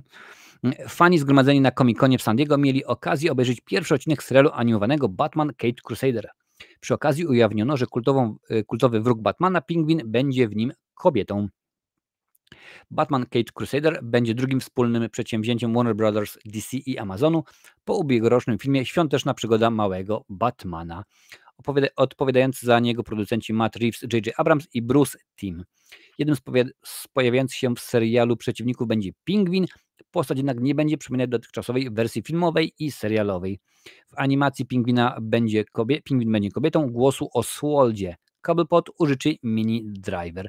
Mam nadzieję, że kojarzycie tę aktorkę, no chociażby można powiedzieć z Buntownika z Wyboru i wielu innych filmów, m.in. W Kręgu Przyjaciół, Upiór w operze, czy Od początku, panie i panowie. Witamy w Gotham City, gdzie skorumpowani przeważają liczebnie nad dobrymi. Kryminaliści szaleją na wolności, a praworządni obywatele żyją w nieustannym strachu. Doświadczony przez tragedię bogaty lew salonowy Bruce Wayne staje się zarazem czymś więcej i mniej niż człowiekiem – Batmanem. Jego jednoosobowa krucjata w imieniu sprawiedliwości przyciąga niespodziewanych sojuszników z policji i ratusza, ale jego heroiczne działania mają też nieprzewidziane skutki. Batmanem został Hamish Linklater. Jako kobieta-kot wystąpiła Christina Ricci. Pięknie. Jamie Chung się również pojawia jako nowa Harley Quinn, a Didris Bader to nowy Harvey Dent. Ja Didrisa Badera uwielbiam i pamiętam go oczywiście z serialu Drew Carey Show między innymi, a także chociażby z filmu Jay i Cichy Bob kontratakują. Batman Caped Crusader będzie składał się z 10 odcinków. No, domyślam się, że będzie niedługo, a nawet można byłoby sprawdzić, kiedy to się pojawi, czy coś wiadomo na temat tego. 2024, okej, no, ale oni akurat, proszę bardzo, na filmie nie ma takich rzeczy, że można sobie sprawdzić kiedy, jak. 0108, czyli 1 sierpnia można obejrzeć, no to w porządku. Postaram się wam zrecenzować, bo akurat ja bardzo lubię Mrocznego Rycerza, bardzo mi się podoba Batman, lubię te wszystkie rzeczy. Christina Ricci, dokładnie. Mam nadzieję, że będzie równie dobry jak kultowy Batman The Animated Series z lat 90. Wiesz co, kreska wydaje się podobna, więc mam nadzieję, że w tym względzie będzie ciekawie, a czy będzie fabularnie dobrze? No zobaczymy, wiesz, no wiadomo, nowe czasy, nowe rzeczy, pożyjem, uwidziem. Patrzę, co to jest napisane na Instagramie, Miłosz pisze, przeczytaj proszę, a jeszcze jedno, moje ulubione horrory klasyczne to Chucky, cała seria Pennywise'a. No i bardzo w porządku, nie mam problemu. Czy czekam na Romulusa? Bardzo czekam na Romulusa. Ja jestem wielkim fanem Obcego i mam nadzieję, że rzeczywiście, że to wyjdzie dobrze, że to wyjdzie sensownie, że to wyjdzie naprawdę ciekawie, bo akurat je bardzo lubię. Christina Ricci, no słuchaj, stary, ja pamiętam jeszcze z czasów, kiedy występowała w filmie Kasper, tak? Kasper, Przyjazny Duszek. Tam Bill Pullman występował, to był 95 albo 6 rok, bardzo dawno temu i bardzo ciekawie to wyglądało, więc zostajemy cały czas, póki co, pewnie, że tak, przy San Diego Comic-Conie i przy Amazonie, panie, panowie, bo ja wiem, że wiecie dokładnie, że ja tak w miarę lubię, żeby to było wszystko poukładane. Niezwyciężony, Hazbin Hotel i Sausage Party Żarciotopia. Będą nowe sezony na Prime Video. Przepraszam bardzo, to jest pytanie na końcu. Niezwyciężony, Hazbin Hotel i Sausage Party Żarciotopia. Będą nowe sezony na Prime Video? Dziękuję bardzo, filmowie. The Hollywood Reporter wrzucił artykuł. Podczas trwającego w San Diego Comic-Conu należąca do Amazonu platforma Prime Video ogłosiła nowe sezony animacji dla dorosłych. Co wiemy? Proszę bardzo. Nie poznaliśmy póki co daty premiery 3 sezonu Niezwyciężonego. Twórca komiksowego oryginału i producent Robert Kirkman ogłosił podczas piątkowego panelu, że w nowych odcinkach zobaczymy niesławny niebieski kostium Marka Graysona. tym roku serial otrzymał pierwszą nominację do nagrody Emmy. Zdobył ją Sterling K. Brown, który użycza głosu Angstronomi Leviemu. Prime Video od razu zamówiło 2 sezony Hazbin Hotel. Teraz dowiedzieliśmy się, że zdecydowano też stworzyć kolejne 2. Wiadomo też, że Sausage Party Żarciotopia, czyli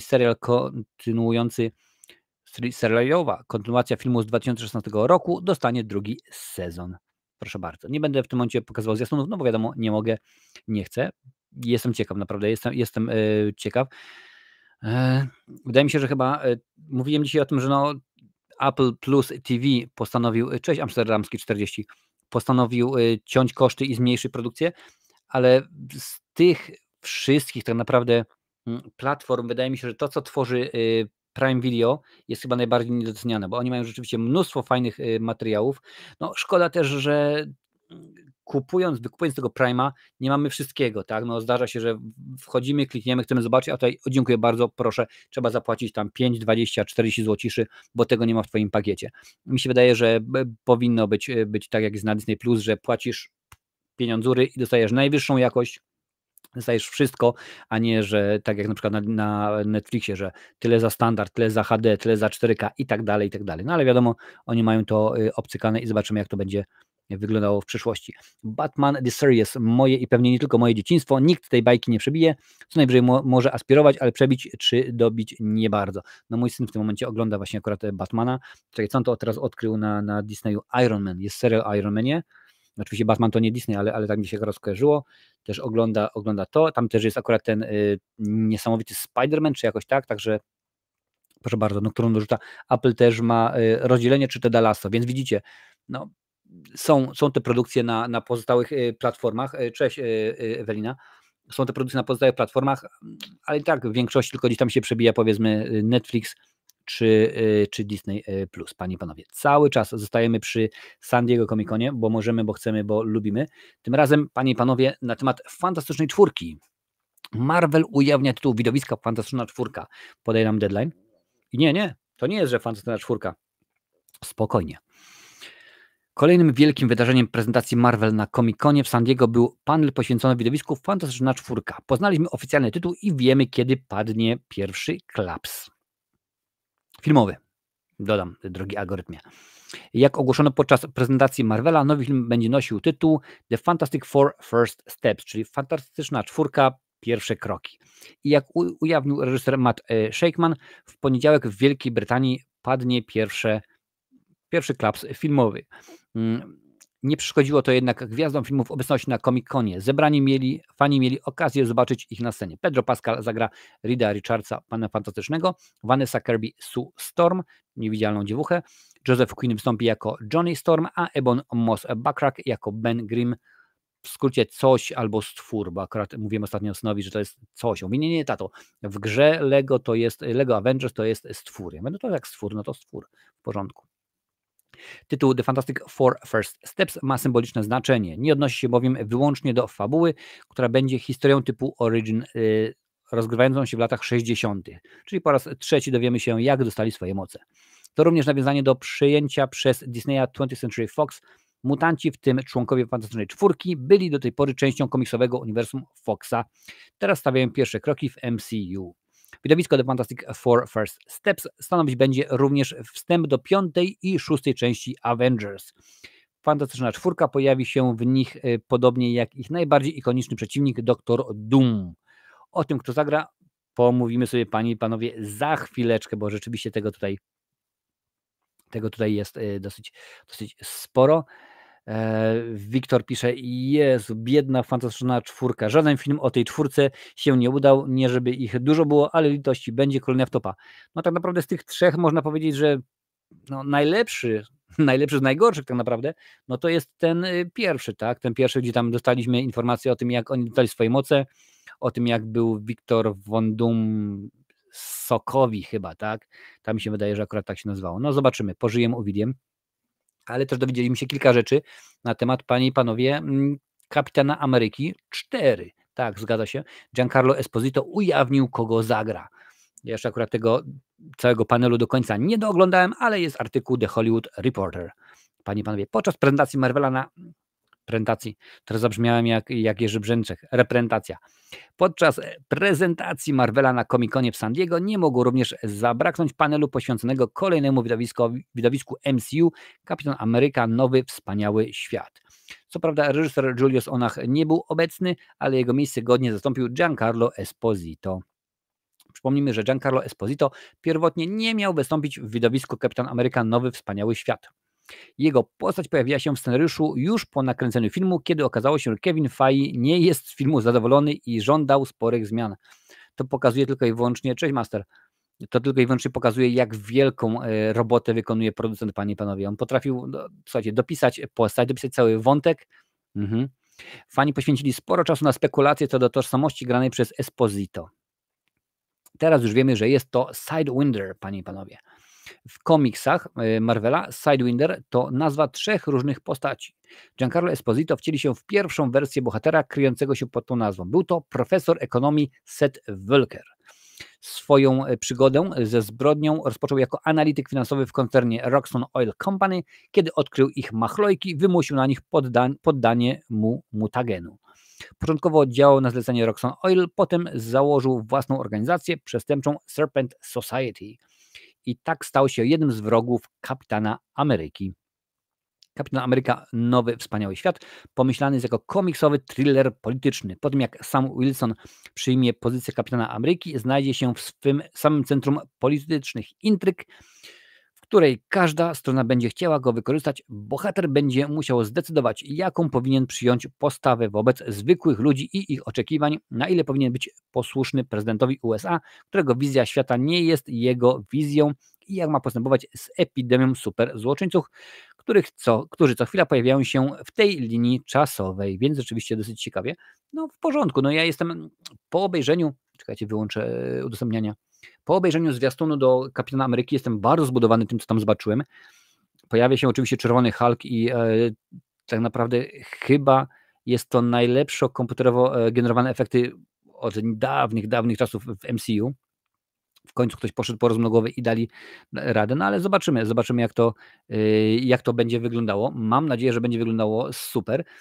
Kevin Feige to wszystko spaja, zresztą powiedział na panelu tym comic-conowo-marvelowym, że MCU to jest pierwsza franczyza na świecie, której zyski przekroczyły 30 miliardów dolarów, więc jest grubo.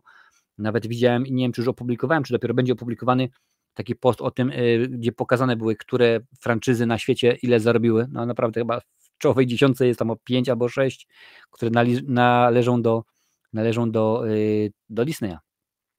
To pokazuje, jak MCU jest w rozkroku i jak bardzo ten statek tonie i zamiast zaangażować nowych aktorów powinni stamtąd spływać. Oni w zasadzie nie wiedzą, co chcą, skrypt pisany po 1000 razy i tak dalej.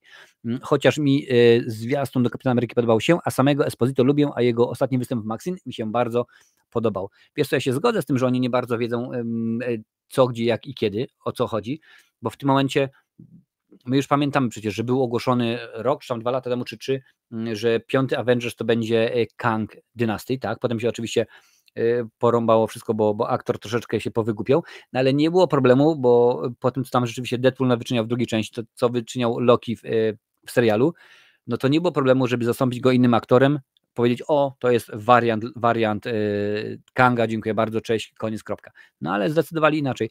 No, o tym za tydzień powiemy dużo więcej, bo jak mówiłem wcześniej, Marcin z kanału Halfish dużo ma do powiedzenia, ale panie i panowie, tak to na to akurat ja czekałem. Poznaliśmy Zuola, bo w tym momencie wiadomo, że 5. Avengers to już nie będzie Kang Dynasty, tylko będzie Doomsday i Zuolem będzie Doktor Doom, a w Doktora Dooma, panie i panowie, wcieli się Robert Downey Jr. Tak, powraca on do Marvela, podaje nam portal Deadline. No jest grubo. A jak? Robert Downey Jr. przecież Tony Stark jest... No właśnie, sekundkę. Sobota okazała się najważniejszym dniem tegorocznego Comic-Conu w San Diego. Podczas swojej prezentacji Marvel zasypał fanów nowymi informacjami, choć większość z nich w formie plotek pojawiała się już wcześniej, panie i panowie. Najważniejsze informacje dotyczą kulminacyjnych projektów 6. fazy MCU, czyli 5. i 6. części Avengers. Marvel oficjalnie potwierdził to, przepraszam bardzo, co po sieci krążyło już od jakiegoś czasu. Po pierwsze, bracia Russo będą reżyserami obu części. Na ile to jest, bo bracia Russo po czwartych Avengers chcieli zrobić piątych, no ale MCU powiedziało, nie, dziękuję bardzo, niekoniecznie. Na ile to jest pokłosie tego, że oni mają kontrakt wielofilmowy, wieloletni z Netflixem, a dopiero co wam mówiłem, że Netflix tnie koszty, więc może dlatego chcieli wrócić do Marvela, przejść, zobaczyć, co się da zrobić, no ale czas pokaże. Więc po pierwsze, bracia Russo będą reżyserami obu części. Po drugie, Robert Downey Jr. powraca do Marvela. Nie zagra jednak Ironmana, a doktora Dooma, panie i panowie. Robert Downey Jr., sekundkę, to muszę to wyłączyć. Robert Downey Jr. zagra w obu częściach Avengers. Choć widowiska mają zamykać szóstą fazę, to jest jasne, że największe powiązania będą miały z nową fantastyczną czwórką. Tytułowa grupa superbohaterów również pojawi się w Avengers. Jedyną prawdziwą nowością dotyczącą nowych projektów jest zmiana tytułu piątej części. Od teraz znana jest jako Avengers Doomsday. Szósta część wciąż jest Avengers Secret Wars. Więc rzeczywiście dosyć poważnie. Ja ogólnie tak, zgodzę się z tym, co pisał tutaj dopiero co Wiktor, że mogli wziąć aktora innego, młodszego. No wiadomo, że w tym momencie jak Robert Downey Jr., to już oszalejemy, bo wiadomo, że to musi być Tony Stark, tylko akurat Tony Stark wariant z innej ziemi, z innego uniwersum i tak dalej, i tak dalej. Więc rzeczywiście to będzie jakoś tak to zorganizowane. No ale my go znamy, my wiemy czym to się je, jak to może być wszystko zrobione i powinno być dobrze, ale ja bym wolał kogoś innego, kogoś młodszego, ktoś, kto mógłby rzeczywiście pokazać nam, że będzie jeszcze przez 20 lat. No, Robert Downey Jr., on już grube pieniądzury kosił za Tonego Starka, za Ironmana, no, po 30 czy tam 50 milionów dolarów. No tak, tutaj Nocturne pisze, że Marvel się pogubił. Pogubił się tak naprawdę, nie wiedzą co i jak, no bo nawet jak na to popatrzycie, to po czwartej części Avengerów nie dostaliśmy naprawdę dobrego filmu, bo takowego rzeczywiście już nie było. Bo jeżeli na przykład tak popatrzymy na te wszystkie filmy, to mam dla was, też mogę wam w tym momencie pokazać, tylko muszę zobaczyć, tutaj proszę bardzo, jak oglądać filmy i seriale Marvela, pełna lista tytułów MCU. I tutaj jest oczywiście podane, jak powstawały filmy oraz w wersji chronologicznej, więc możemy sobie zobaczyć. Panie i panowie, pierwsza faza to był Iron Man, Niesamowity Hulk, Iron Man 2, Thor, Kapitan Ameryka pierwsze starcie i Avengers. Okay? To była pierwsza faza i tutaj to naprawdę wszystkie filmy były jakościowe. Wiem, dużo osób powie, Niesamowity Hulk z Nortonem niekoniecznie, ale ja lubię rzeczywiście tę część chyba najbardziej. Druga faza to Iron Man 3, jakościowo niekoniecznie, Thor, Mroczny Świat również, Kapitan Ameryka Zimowy Żołnierz, Strażnicy Galaktyki, Avengers Czas Ultrona i Ant-Man. No tutaj Kapitan Ameryka, Strażnicy i Ant-Man w porządku rzeczywiście, więc było dobrze. Trzecia faza, panie i panowie, to Kapitan Ameryka Wojna Bohaterów, Doctor Strange, Strażnicy Galaktyki 2, Spider-Man Homecoming, Thor Ragnarok, Czarna Pantera, Avengers Wojna bez granic. Bardzo według mnie dobre filmy. Ant-Man i Osa, no już tak w porządku, Kapitan Marvel Avengers koniec gry bardzo dobry, Spider-Man dobrze. I to rzeczywiście było świetnie, naprawdę świetnie zrobione, ale potem przyszła czwarta faza, panie i panowie, i tutaj już tak dobrze nie było. Bo dostaliśmy seriale WandaVision w porządku, Falcon Zimowy Żołnierz, jak już Zimowy Żołnierz, a nie Winter Soldier, drugi film webie, to powinnałobyś napisać też Soku, no ale niech będzie. Loki, Czarna Wdowa, może być, a gdyby, no to rzeczywiście świetna sprawa. Shang-Chi dobry, Eternals po prostu totalne badziewie, Hawkeye Spider-Man bez drogi do domu fajny, Moon Knight może być, Doctor Strange w multiversum obłędu podobało mi się, Miss Marvel Thor Miłość i Grom kompletne nieporozumienie, Mecenas She-Hulk kompletne nieporozumienie, Wilkołak nocą Czarna Pantera Wakanda w moim sercu niekoniecznie, Strażnicy Galaktyki coraz bliżej święta, czyli taki dodatek, w porządku, może być. No i tak naprawdę piąta faza to już jest kompletne dno, niemalże na całej linii, bo Ant-Man i Osa Quantumania to jest po prostu, wiesz, dno dna i odbiliśmy się od dna i nam się oberwało. Strażnicy Galaktyki 3, fajny film, Tajna Inwazja to po prostu jest nieporozumienie. Jak ja zobaczyłem, co oni zrobili i że tutaj oglądam Avengersów i to nie jest Rhodey, tylko no co pomyślałem po prostu, wybierz sobie palucha. Marvels, no to jest kompletne dno i Echo na zasadzie może być. Takie jest według mnie. Więc jak popatrzymy tak naprawdę, to filmowo jest bardzo słabo, bo oczywiście po trzeciej fazie, tak? Bo filmowo mamy co? Czarną Wdowę, która może być, Shang-Chi, który był w porządku, Eternals, które się do niczego nie nadawali, Spider-Man w porządku, Strange dobry, Thor nieporozumienie, Czarna Pantera w porządku. No nie liczę tego, coraz bliżej święta.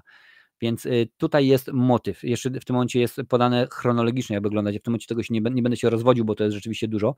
No ale tak jak tutaj piszecie, Marvel jest w czarnej. Naprawdę, Marvel ma wielki problem i zobaczymy, jak to się wszystko rzeczywiście rozwiąże. Tak na logikę. Jak ma być dobrze? Zobacz, ile masz filmów na rok w trzeciej fazie, a ile masz w czwartej. Przecież to dzieli przepaść tego i jest ogrom na rok, kompletny pieprznik i bieg za własnym ogonem. Tak to rzeczywiście jest. Zgadza się. Także no, tylko widzisz, tutaj faza czwarta, jakbyś popatrzył na same filmy, to ich jest niewiele. Tych filmów jest niewiele. Faza trzecia to są prawie same filmy, a tutaj faza czwarta to rzeczywiście jeszcze są dołożone seriale. Bo faza czwarta to masz Czarna Wdowa to jest 1 film, Shang-Chi to jest 2, Eternals to jest 3, Spider-Man 4, Doctor Strange 5, Thor to jest 6, no i Czarna Pantera 7. Faza trzecia 1, 2, 3, 4, 5, 6, 7, 8, 9, 10, 11, więc stary, niekoniecznie. To tylko, że tutaj dorzucili mnóstwo teraz seriali, bo się otworzył Disney+. Więc tak to jest. No ja jestem zaintrygowany, jak to wszystko będzie wyglądało. No niby w porządku, ale teraz wyobraźcie sobie, jak oni muszą przebić trzecich i czwartych Avengerów. Ja wiem, po pierwszej części myśleliśmy, nie da się przebić pierwszych Avengerów, nie ma szansy. No i nie dało się, bo drugi Avengersi, czyli Czas Ultrona, nie byli super świetni. Ale trójka pokazała, że jest dobrze i czwórka jeszcze lepiej, mimo że według mnie trójka jest lepsza niż czwórka. No ale to już tak jest według mnie. Więc ja jestem bardzo zaintrygowany tym, jak to wszystko, panie i panowie, wygląda. Jak mówiłem, za tydzień jest Marcin z kanału Halfish i wtedy sobie dokładnie pogadamy o tym, co się wydarzyło. W piątek, właściwie tak, w piątek miał premierę Deadpool i Wolverine, panie i panowie, więc jeżeli nie widzieliście jeszcze recenzji, możecie sobie obejrzeć. Jutro, a najpóźniej we wtorek, mam nadzieję, pojawi się odcinek z cyklu Spoiler Talk, gdzie omówię całą fabułę od A do Z, powiem, kto się pojawia, powiem o scenach po napisach i tak dalej, i tak dalej. Więc jeżeli lubicie takie materiały, to proszę bardzo, możecie oglądać. Teraz pora, panie i panowie, na shorty, aczkolwiek nie są to krótkie filmiki, tylko są to krótkie, informacje filmowe ze świata kultury i nauki, chciałby się rzec, które mam dla was przygotowanych. Więc, panie i panowie, najbliższe kilka minut poświęcamy shortom. Czas start. Marvel Studios pracuje nad 3. sezonem Punishera. Oficjalne info ma się pojawić w sierpniu. Bardzo mnie to cieszy, bo według mnie ten Punisher Netflixowy był naprawdę super świetny. Smoczyca powróci do świata Shreka w filmie Osioł. No jak się łatwo domyślać, wiadomo, Eddie Murphy podłożył pod głos. Zobaczymy, jak to będzie w Polsce, bo niestety Jerzy Sztur od nas odszedł, panie i panowie. Marvel Studios zamierza zrealizować więcej projektów Marvel Animation dla Disney+. W Marvel Studios omawia się kilka programów animowanych i nadal trwają rozmowy na temat filmu animowanego. Biorąc pod uwagę, jak przyjęliśmy X97 i kilka innych produkcji, nie ma problemu. Dopiero to wspomniałem o Wilkołak nocą, co było gdyby i tak dalej, i tak dalej. Nieśmiertelny w reżyserii Chada Stahelskiego z Henry Cavillem w roli tytułowej już od stycznia 25 będzie kręcony w Szkocji. Czekam na ten film, bardzo zobaczymy, jak to będzie wyglądało, panie i panowie. W filmie Spider-Man 4 pojawi się Daredevil, w tej roli oczywiście Charlie Cox. Taki jest plan, napisał Kevin Feige. Zobaczymy, jak to będzie. No, skoro wystąpił w trzeciej części, czy miałby nie wystąpić w czwartej części? Viggo Mortensen mówi, że wróci do filmu Polowanie na Goluma, jeśli będzie bardzo dobry scenariusz, albo zbankrutuje. Scenariusz jest dla mnie najważniejszy, no chyba że jestem spłukany i jestem szczęśliwy, że dostałem jakąkolwiek pracę. Zobaczymy, jak to będzie. Rzeczywiście przy okazji tego produktu, tego filmu dużo się mówi ostatnimi czasy. George Clooney prowadzi rozmowy w sprawie dołączenia do MCU. Jestem ciekaw, w jakiej roli, no ale zobaczymy. Oczywiście o Hellboyu mówiłem już w zeszłym tygodniu. Warner Brothers i Paramount wyraziły zainteresowanie połączeniem Max i Paramount Plus we wspólną usługę przesyłania strumieniowego.